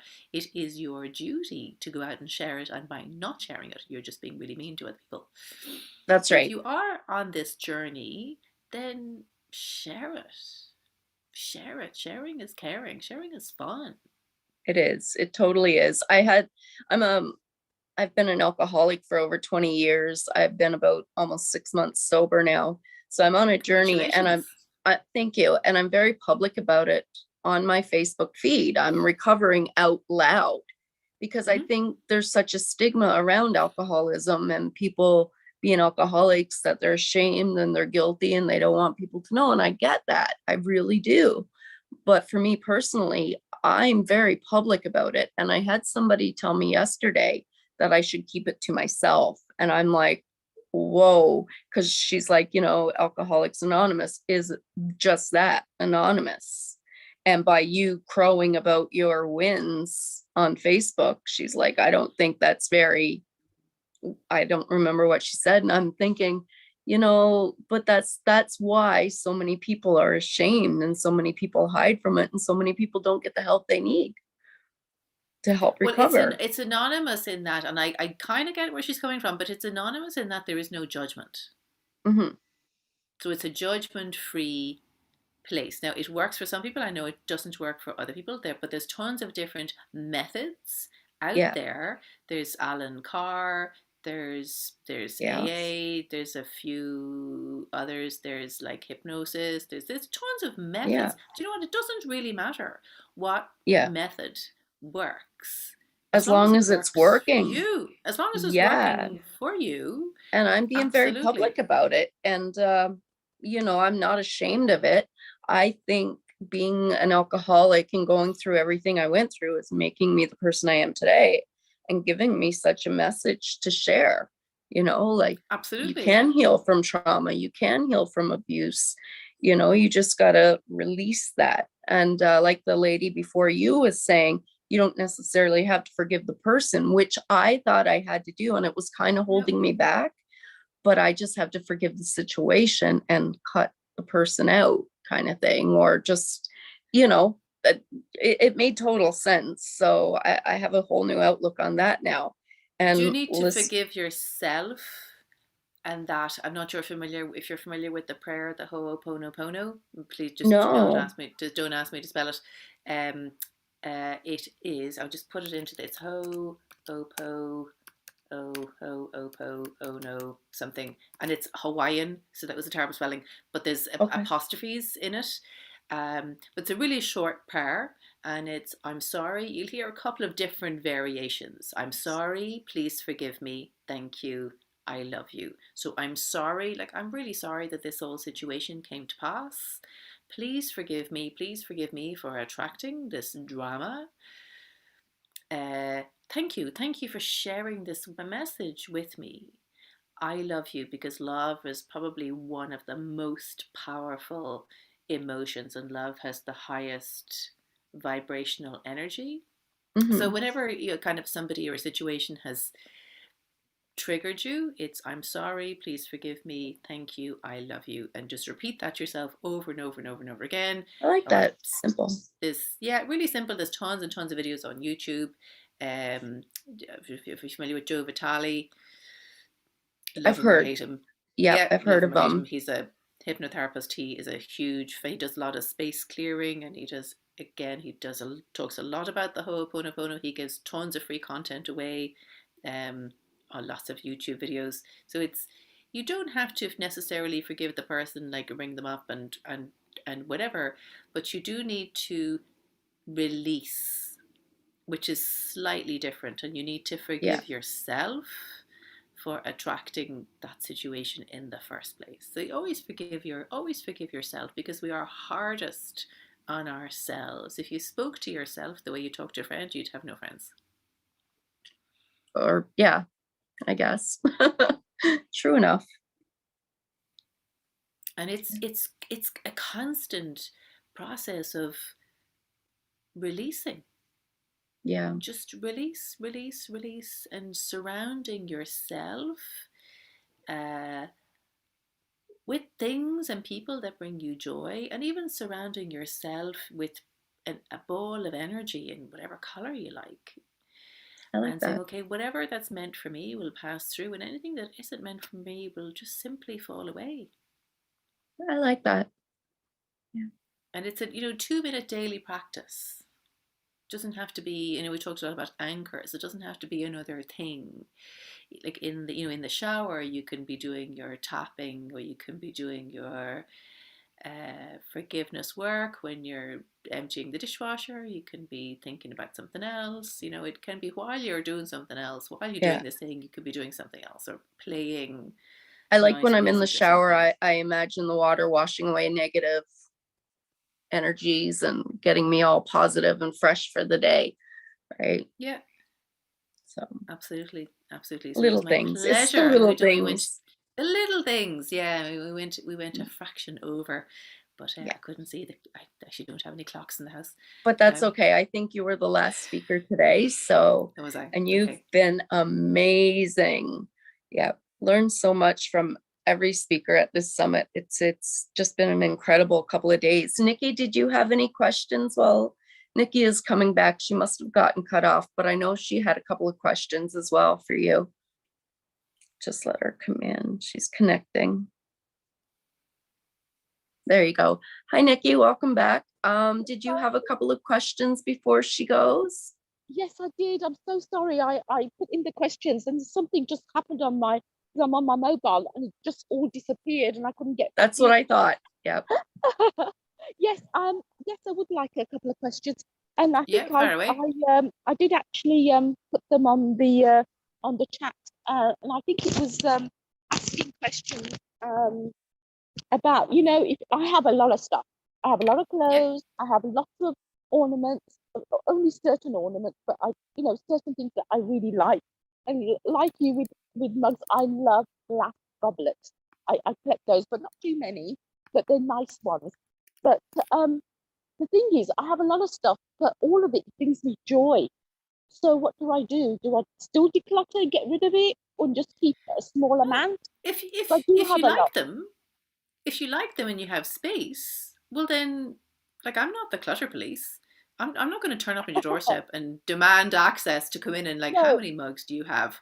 no, Like, no. have I what you. mean, I'm sorry, but meant in terms of your vibrational energy. If the things bring you joy, then keep them. It's only when you can't get in the door of your own house and you're falling over things that annoy you and you Yeah, don't have space. But lots of people keep things because they love them, but they keep them in the back of the cupboard, and they you know, they keep them in a box with a lid, in a bag, stuffed in the back of the cupboard because it's too nice to look at, or it's too nice to use, or that's the good one, or that's the good. The Irish people will talk about that's the good room. I don't know if that exists in other in, like, you know, like that you can't, that's the good room, or the good this or the good that. Use the good stuff. Use these lovely things. yeah. Things are meant to be used. And the other question was, in terms of wearing old clothes, because they're comfortable and they bring you like comfort and just joy around the house wearing them. Is that okay, or is it always nice to have nice colors and nice things to wear? I'd say if your comfies are kind of saying, I do the acid test is, if I opened the door in these, would I be embarrassed? So if your comfies, absolutely, and I have lots of comfies, but they're always in colors I like. Yeah, They'll fit. You know, I yeah, haven't stolen them from somebody else and they're like 3 sizes too big or 3 sizes too small. They'll fit. They're in colors I like. I just bought a new pair of pajamas recently, and they're really lovely because they have constellations on them. You know, lovely star constellations on them. They're absolutely gorgeous. Really, really lovely and soft. They fit. You know, they like the elastic. When I put on the bottoms, I don't have to hang on to them with one hand in case they go disappearing down around my ankles. And you know, the neckline, because I quite like high necklines, so the neckline is nice. And I can answer the door in them, and I will answer the door in them. yeah. I must admit, I do have a few things that I will not answer the door with, although they're comfy, but I will not answer the door. They're a bit too far. It's get, you know, everybody, you have to have your comfies. Absolutely, you need those. Like, I just need something because I'm going to go wash the car, or dig the garden or do something. But Yeah, it's, do they really have to look awful? yeah. No, You know, does it bring you joy? Like, I like my painting trousers because they fit me. They're the right size. They fit me. Yes, they're covered in paint, but that doesn't really matter. Because, you know, they fit me. They're comfortable. They've got pockets in the right places. I don't really mind. Um, I have answered the door in my painting trousers. Um, so it's everything is it's personal. There are no rules. It's about, okay, what brings you joy? But I don't actually, my painting trousers don't really bring me joy because I don't really like painting. But I do wear them. I do wear them. So I pay other people to do the painting. Um, I'll wear them washing the car or something like that, that I now pay somebody else to do. So actually my painting trousers, I just realized now they have no longer really have any purpose in the house because I pay somebody else to do the painting and I pay somebody else to wash my car. Okay, thank you. I think I No. need to do decluttering. I think I do need to do some. And yeah, so it's kind of made me think about it. So that's really good. Thank you so much for that. Good. It was lovely to Yes. chat to you. Same here. Yeah, I have my mind has been swirling now with, okay, this drawer, that drawer, the closet, my desk. So yeah, and and I've answered the door in my comfy pajamas before. So, I some days I just wear those all day because why not? They make me happy, right? Absolutely. Yeah. Yeah, And I think, brings me certainly joy. during the last 2 years, comfy clothes are now very on trend, and it's just perfectly acceptable to wear your comfies all Oh the yeah, time and even work in your comfies. So the last yeah. 2 years have been kind of strange and have made us reevaluate our what's important and who's important. Oh, 100%. Yeah, most days if I have to go on Zoom or whatever, I just wear a nice top and a little bit of makeup and I have my pajama bottoms and odd socks on underneath. Yeah, like I said, this is my Zoom necklace, and I keep a lipstick. It's beautiful.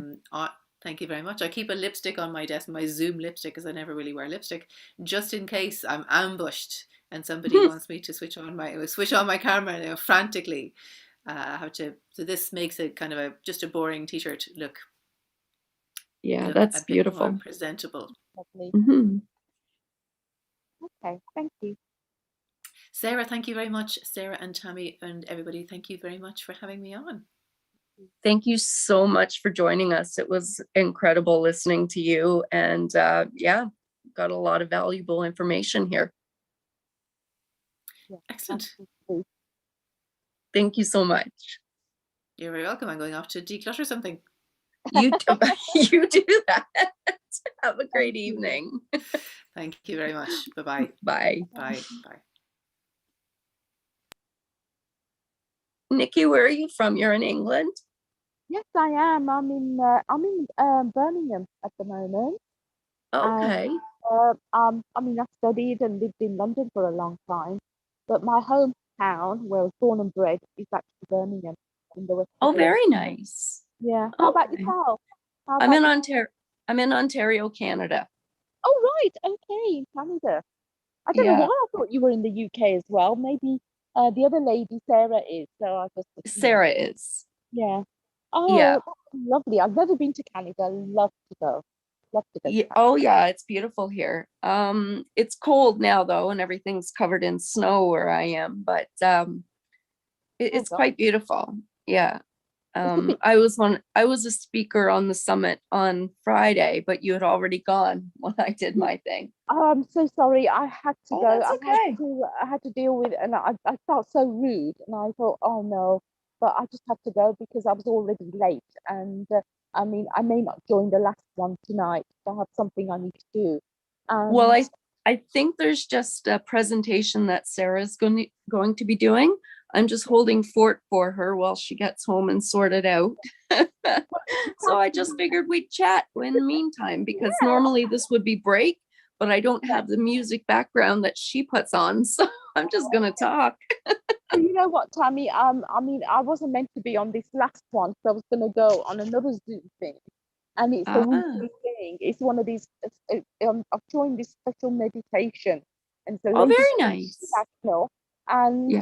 they're restarting again, and because of the time difference, for UK it's 1 o'clock, and I haven't done it, because Christmas and the New Year, and I thought I really want to go on that, but Yeah. then I thought, well, that isn't a weekly thing. So I can always join it next week. Whereas this, I cannot join next week. It's a one-off. No, So No, I and thought, it's okay, I'll cancel it. So I thought I'll stay on the summit. there you go. I couldn't be on yesterday. I had as you've heard, I'm a recovering alcoholic, so I had AA and a couple of meetings and stuff yesterday. Yeah. So I didn't get to come on. And because it starts at like about 5:30 in the morning where I am, it's a little hard to You know what, Tammy? I really resonated with you because you reminded me of a relationship I had a long time ago. That was abusive, and well, only the once, 'cause after that I walked out. But um, I actually remember going to AA groups for the partners. yeah. Because Yeah, the that's one that Al-Anon. yeah, that's what I went to a few times because this partner at the time was drinking and would have these very abusive mood changes only after drinking. Yeah. So, Well, um, so I was so traumatized, and somebody recommended that I go to the AA for partners, which I did. yeah, yeah, that would be Al-Anon. I'm the alcoholic, but I was never abusive. I was always abused. So I drank to I guess I drank to numb it and to be able to deal with it and put up with it. Yes. But yeah, I would get angry and say things, but I was never physically abusive with anyone. Mostly I would just drink and isolate. Yeah. Yeah, well, it's understandable under circumstances. Some people turn to drugs.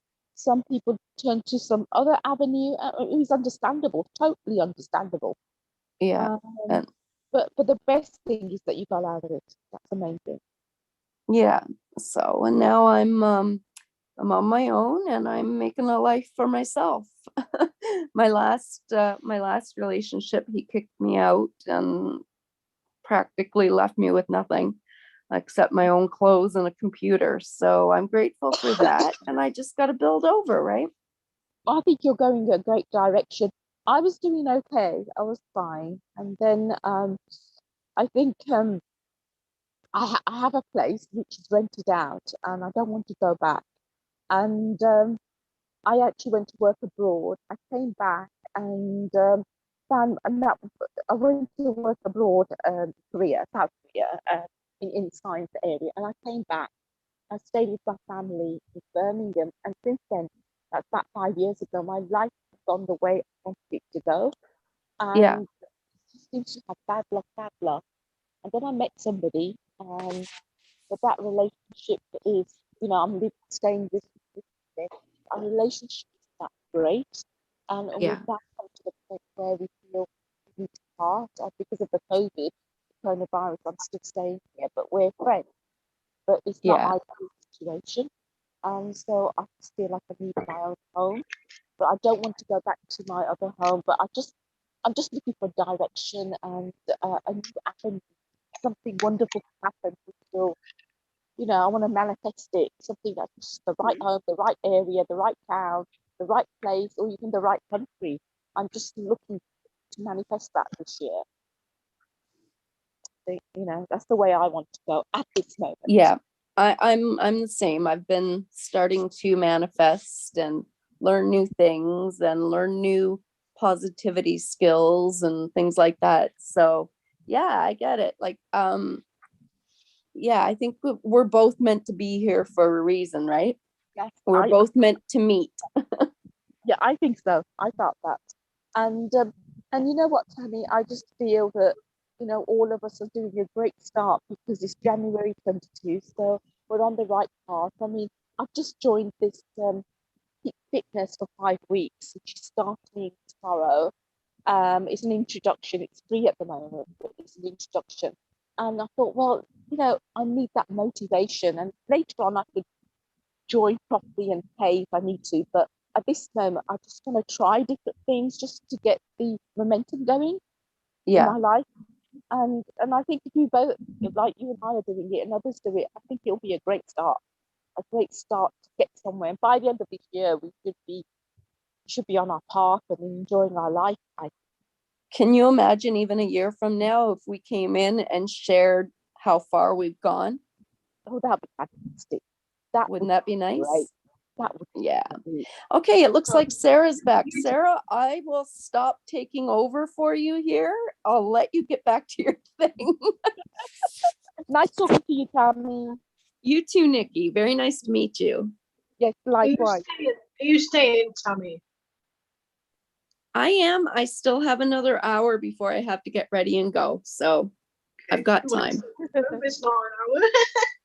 Oh, I feel nervous now. I really struggle with the spotlight being on me. Just breathe in, breathe out, and take it away. I'm going to share my screen because the presentation I'm doing is going to be about vision boards. Let's do a bit. Let me know if it actually presents properly because I'm using my phone. Right. Yes. Can you see that?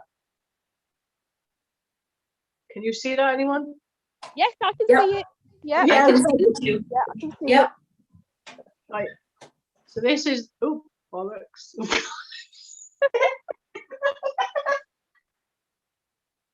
Everyone's all polite saying, oh, I'm sorry for swearing. And I'm like, bollocks. Right, this is going to be, I'm going to try and do it like this.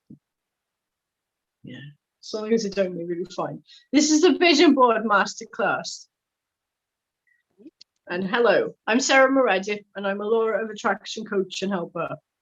And I also organize events. So if anyone wants an event organized, you can come to me.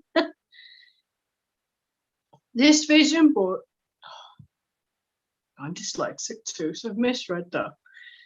This vision board masterclass will help you level up your vision board. You will learn how to figure out what lights you up, build a vision board in Canva. Yeah, I'm going to show you how to do that. It might be a bit awkward on my phone, but I'll do my best.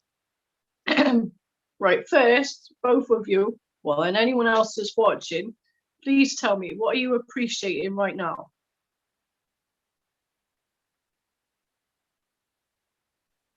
This summit, I'm appreciating this summit so very, very much. And Nikki, what are you appreciating right now? Likewise, I'm just enjoying and appreciating this summit for the Friday, Saturday, and Sunday. And I also appreciate the fact that I've had the opportunity and the time, because I wasn't doing anything else this time, to be able to do it. I really, really appreciate that, having the time. Oh, yeah, I am planning to do a second one next year around this time. So it'd be nice if you both came back and said what changed since. That would be lovely. We were just talking about that. Yeah, I Tammy. heard that bit. Just I was saying going that back on. would be great. Oh, actually. Yes, I'd love that. I would absolutely love that. Yeah, so would I. Yeah.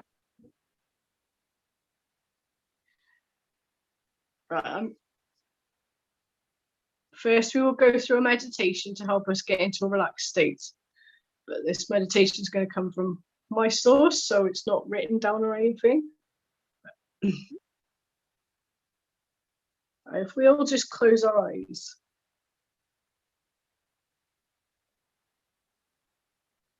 And what we're going to do, imagine in your mind's eye, we're walking in your happy place. And this place can be anywhere that makes you happy. For me, it's being by the beach. So if it's by the beach, imagine you're walking along the sand now, that you can feel the waves hitting your feet as you're walking along that beach. And imagine right now, as you're walking along the beach, you see your spirit guide. I'm being told you will know what this spirit guide looks like. For me right now, I can see an angel in front of me. And we're going to carry on walking with them. And we get to a bench or a seat, however that looks to you. But they encourage us to sit down. And we look at them.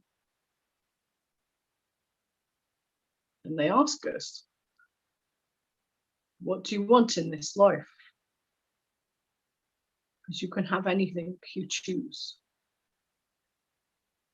I know you don't believe it right now, and it sounds outlandish, but it is true.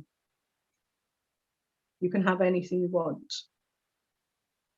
And it's what you want, not what you think other people think you should want, but what you want. And they're telling me if you don't want the house, it's okay. If you want to live in a van, or you want to live somewhere that's not traditional, that's okay. Just sit for a moment, just breathing in and out. 1, 2, 3, 4. And just imagine you're telling them what you want. And even you may see pictures of what you want. But right now, just enjoy this moment. They are here with you, and they are always here with you. You just need to ask them. You don't always have to write it down. If it works for you to write it down, feel free to write it down. But sometimes it's as simple as when we're in a moment and we need help, just say help, and they will help you. They put their arm around you and they tell you, child, you are loved. You are cared for and you have nothing to fear. It is safe to go for what you want.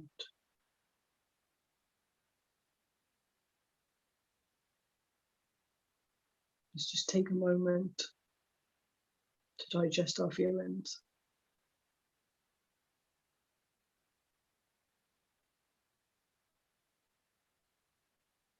And now they're going to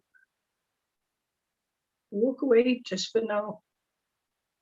Just so we can have this space, but know you can call on them at any time.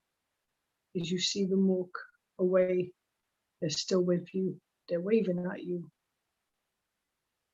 and showing you you are loved. And now I want you to imagine that on your feet, a bubble is on your feet. Feels a bit strange at first. Why is there a bubble? What you didn't realize is your spirit guide left this bubble to protect you. So imagine it's going from your feet up to your ankles, up to your legs, up to your thighs. I'm seeing purple. Imagine it's a purple bubble going up your body, up. And imagine it's a cloak of love and protection. And imagine it's going over your tummy. And as it's coming up to the top of your head, your chest, and then your head,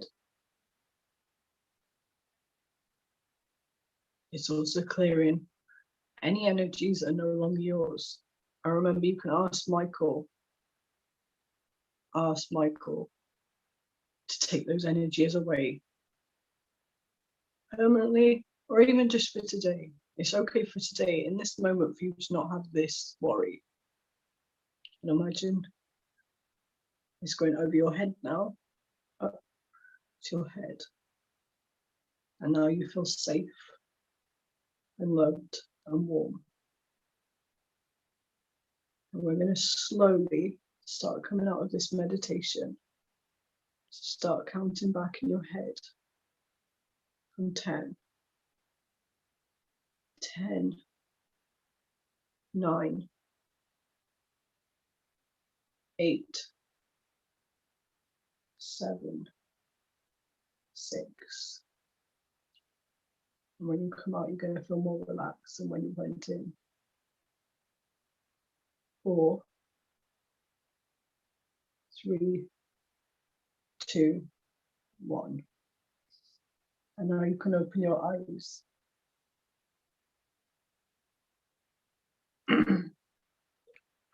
Right.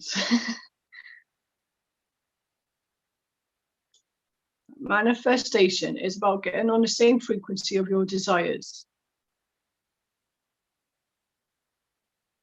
My belief is that there are 2 types of manifester. One is an outcome manifester, and this is when you're mainly focused on the outcome. So say, for example, you want to manifest £15,000, then even talking about manifesting £15,000 will, or dollars, whichever, for me it's pounds, whichever currency everyone else goes into, you'll feel alive. You'll see that number and you think, wow, I really want to get that number. So that's what someone is an outcome, or they'll love the house. Whereas someone that's a process manifester will look more on the process that goes into getting to that, and also the feelings of having that manifested. So say, for example, the £15,000, they will be more likely to want, the reason why they want a £15,000 is like the security there, so they can buy things. Right. If you've got, you can do this in your head, but if you've got a pen and paper, that would be great. But write down 10 things you want to manifest.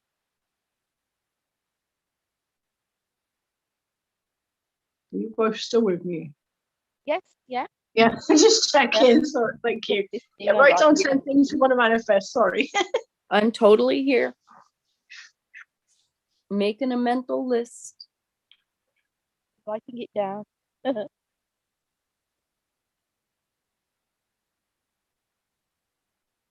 When you're ready with that, just let me know. I'm ready.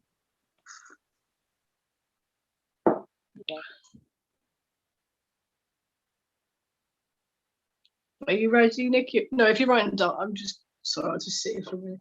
I'm almost there, still writing. See, I got ADHD Very too. quick, Fanny. On number 5. Oh, it's okay, you don't have to put 10. It's just, I'll explain why after. Leave it there.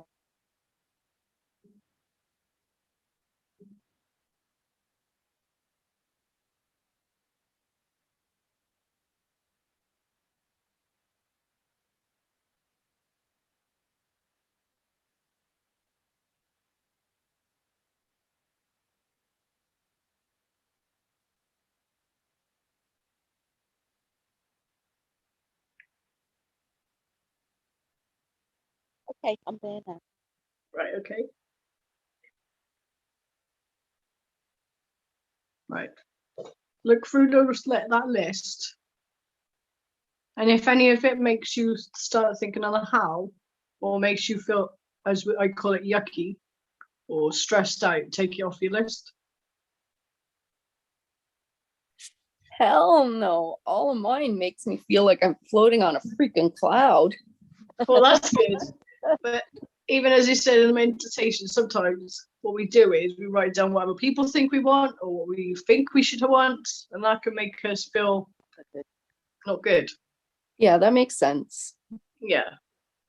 And also sometimes we'll write down what we want, but we'll start getting into the, oh, I do want that, but how will I get it? And then it starts stressing you out more than that. Yeah, I can see that too with a couple of these things. I can see that. Yeah. Because the idea, in my opinion, and the way I teach him, a vision board should be something that when you look at it, you feel happy. Yeah, everything on my vision board makes me feel happy. Yeah, it should light you up. You should be looking at it thinking, oh my God, how am I going to do that? I mean, Yeah. unless something else I teach as well, unless you know how. What Yeah, I mean is, yeah, say, for On example, my you one. want to, On my one, there are some that I don't know how, but I just I kind of still feel happy because I'm thinking, oh, well, yeah, sort that out. yeah, that's good. So I've got a cat scratching at the door. I won't be a moment.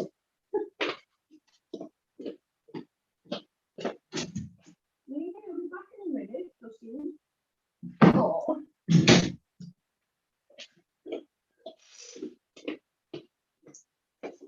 Bless her heart. I think they've missed me. Because I haven't been around for 3 days. I've like locked myself away so they didn't keep interrupting me.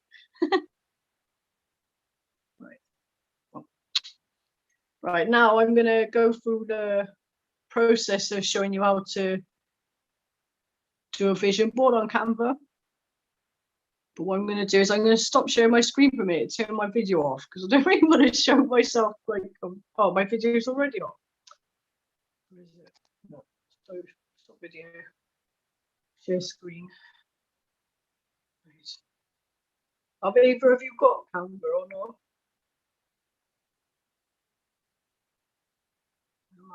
I was already.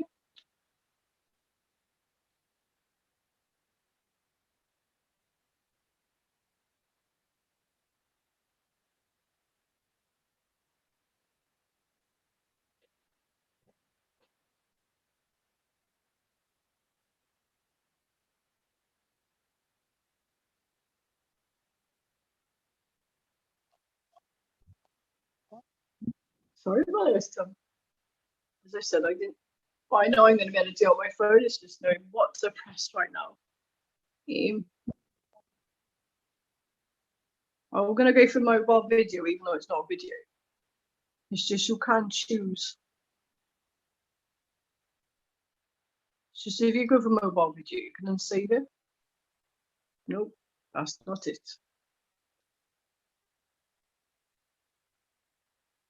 I will go with it anyway. It's just, no, not going with that. I'll put in mobile something.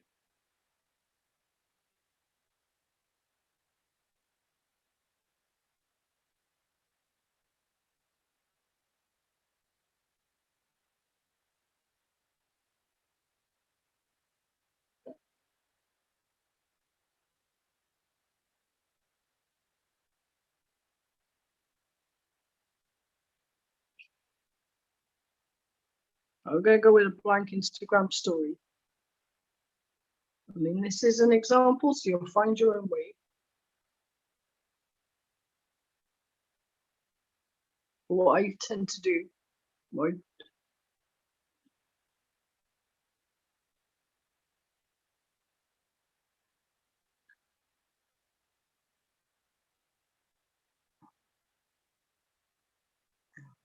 if you go to elements, right, when you click on it, if you go to elements, as you can see here, and then you when it says search for anything in Canva, go for grids.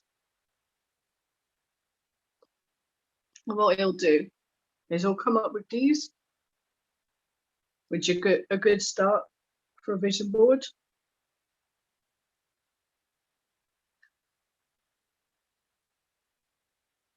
Because it's going to be an example, I'm just going to pick a full one. If I pick like a 16 or something, I'll still be here tonight. Right, so and then what I tend to do is then I go to elements again.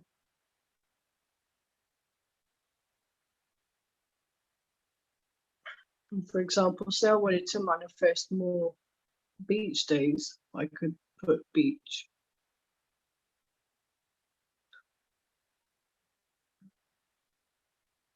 And then I like this one, the one with the starfish.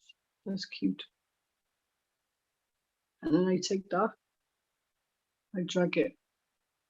Not like that. I felt. That's the one I would have picked too. That's funny.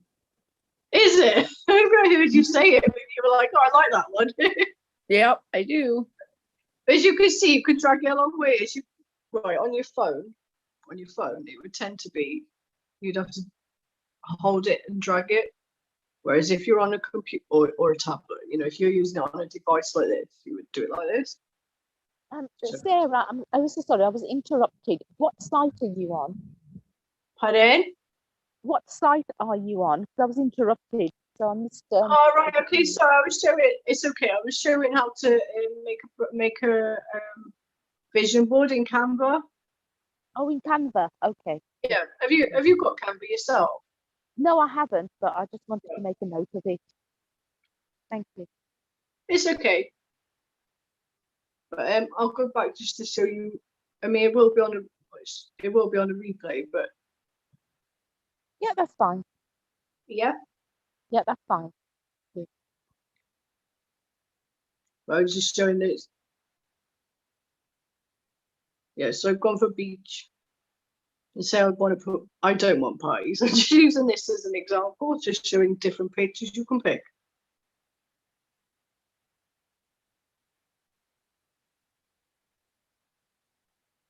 It is quite easy. Well, for me, it's quite easy to make them. I know some people find tech a bit. Well, even I do. It's starting to move a bit. It's annoying me.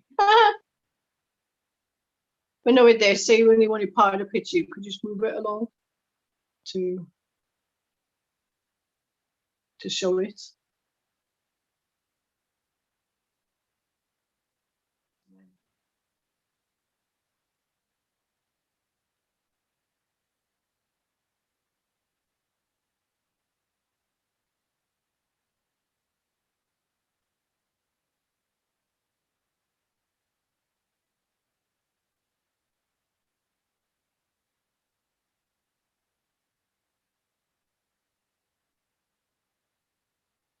I'm just gonna.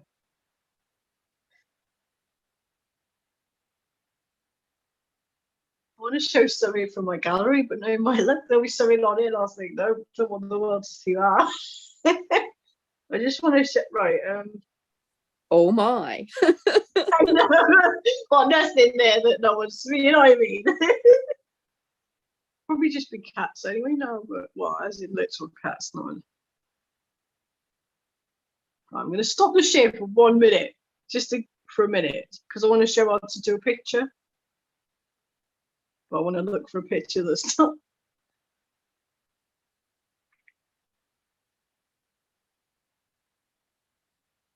Yeah, but it's fine. I was worried about that.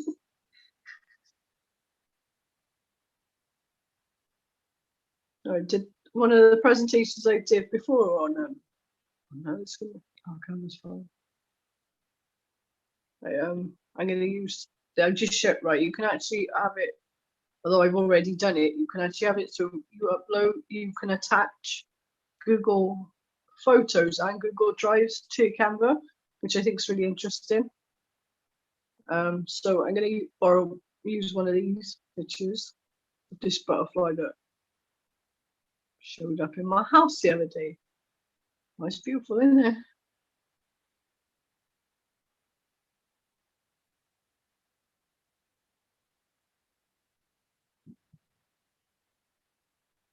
I will say though with pictures, I mean now I'm just using random ones to show how to just, practically do it. But I would say to use pictures that, like I said earlier about what goals you have, make sure they're goals that light you up. And I would say the same with the pictures, make sure they're pictures you actually like, because building a vision board is not about just throwing a load of pictures on, make sure they have meaning to you. And I think as well, Mel Robbins, I know Patience mentioned earlier, she said about put things on your vision board that you know you can take steps towards. So you can even put affirmations like I'm going to achieve my goals and things like that. I'm actually going to put that as a text on there to show you how to put text on it. That's me.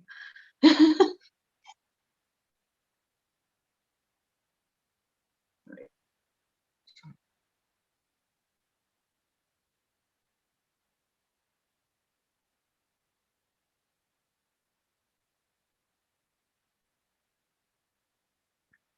So say you wanted to put I will achieve my goals no matter what.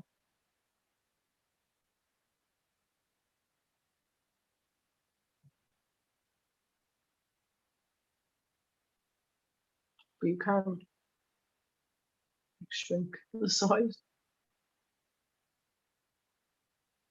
Yeah, so that's how you would attach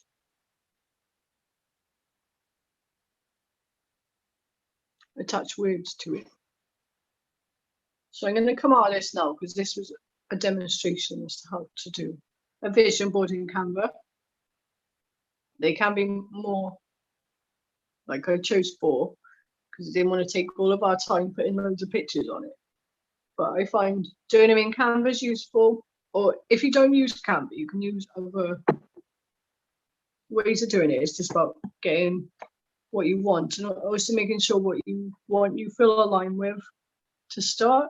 Because I think it is good to make sure you push your boundaries and you go forward with what you want. But I also believe as well to go with what you're aligned with, because if you don't feel aligned with it, you'll end up not wanting to go forward with it. And you'll find later on, like, especially, I don't know if either of you know anything about human design. Do you? Not a lot, no. Yeah. I'm sorry. I mean, I don't teach human design, but human design says, like, we all,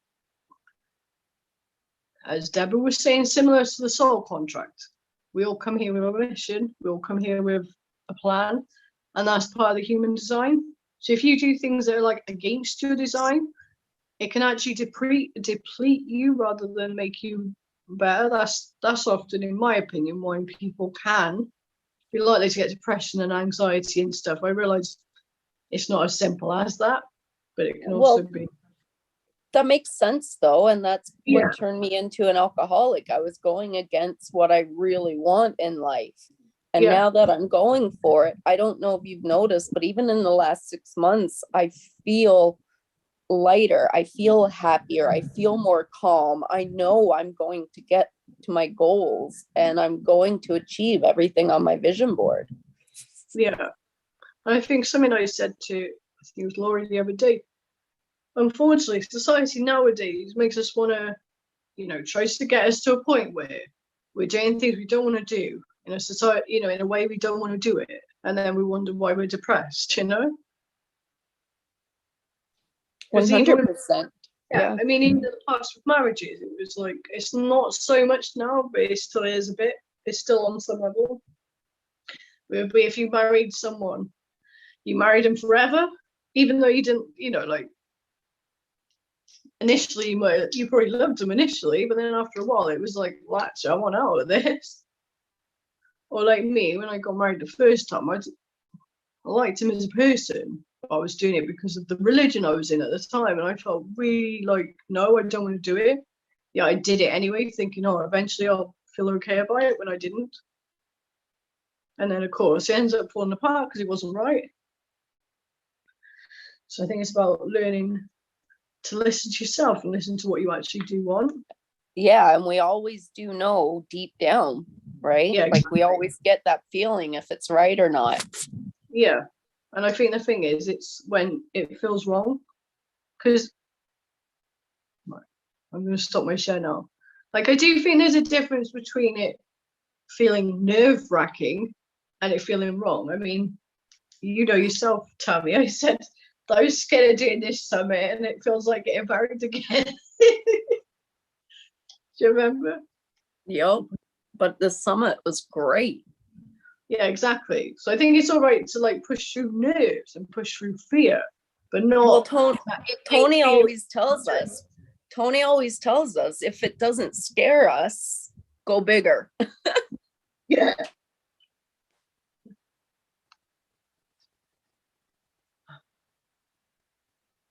Nikki's had to go.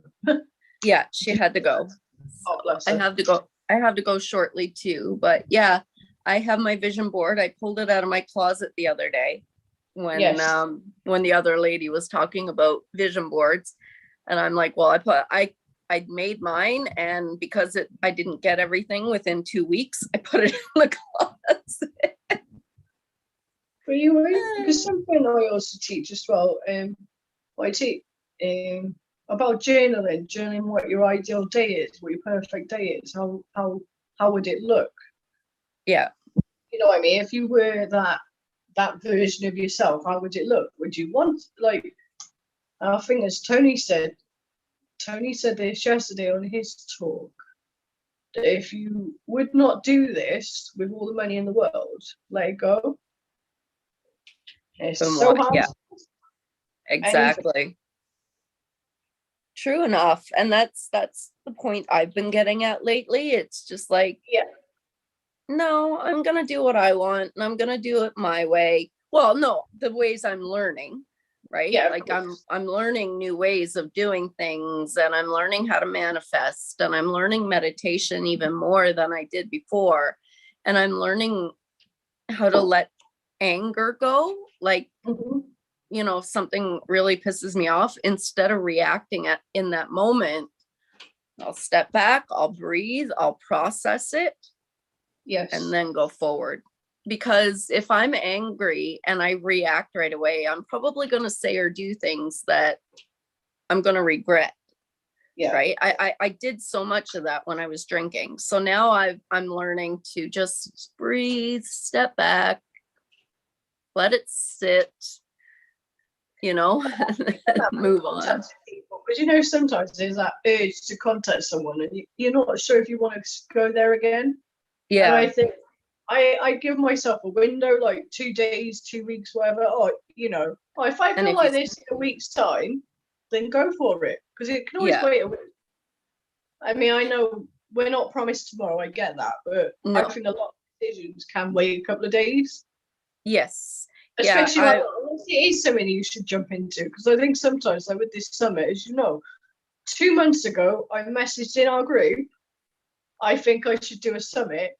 I better do it now before I talk myself out of it. yeah. And 2 now months ago, look, we're at the end of it. look how successful it was. It was I know. amazing. It I went know. so good. So proud of you. So like absolutely fucking proud of you. Thank you.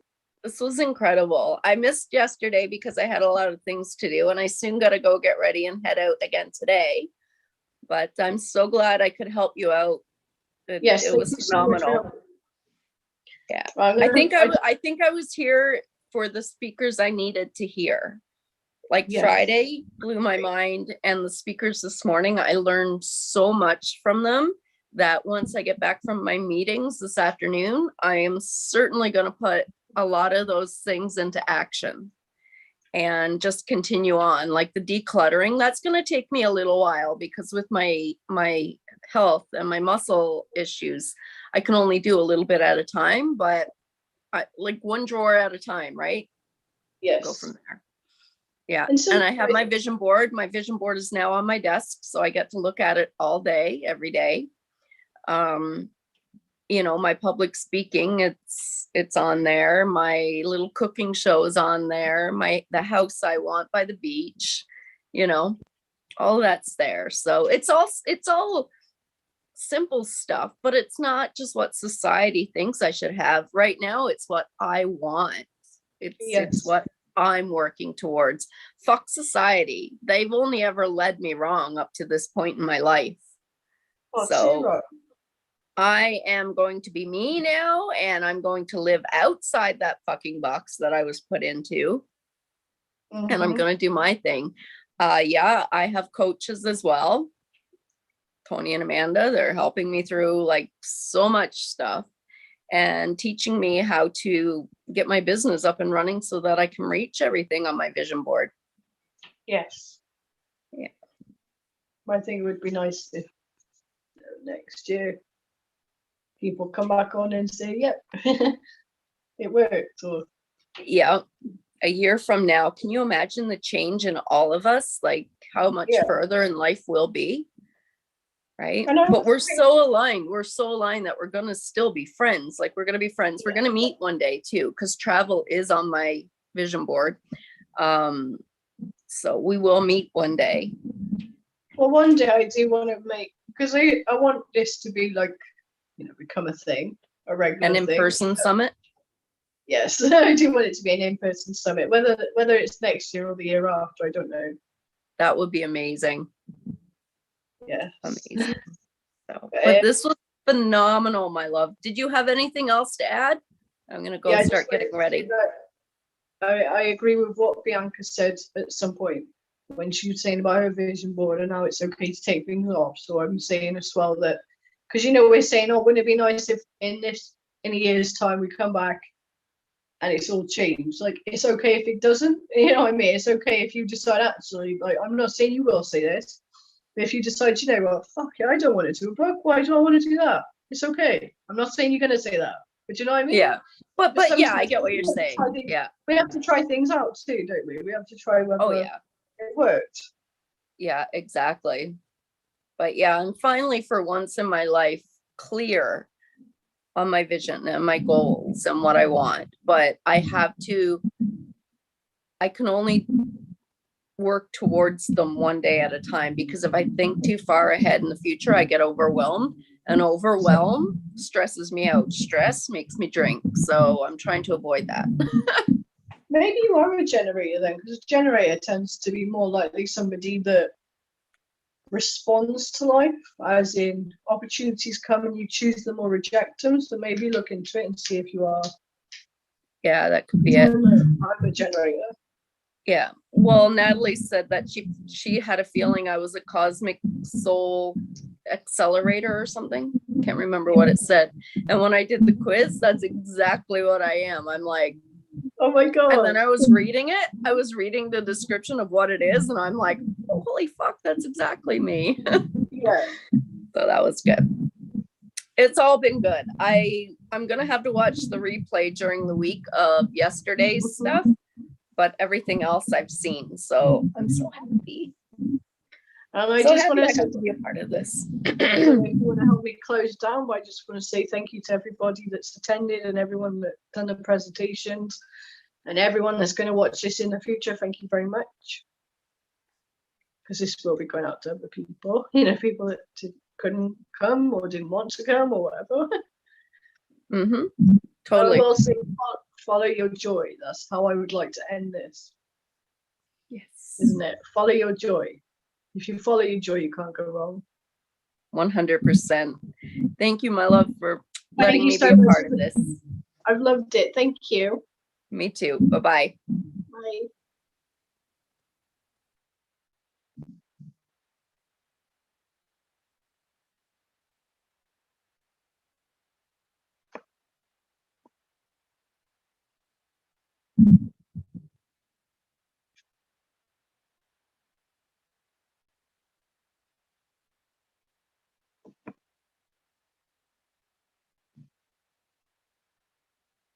Yeah, bye everyone. I'm gonna go and cry now. It's been such an amazing couple of days. It's been incredible. You take care and we'll see you next year.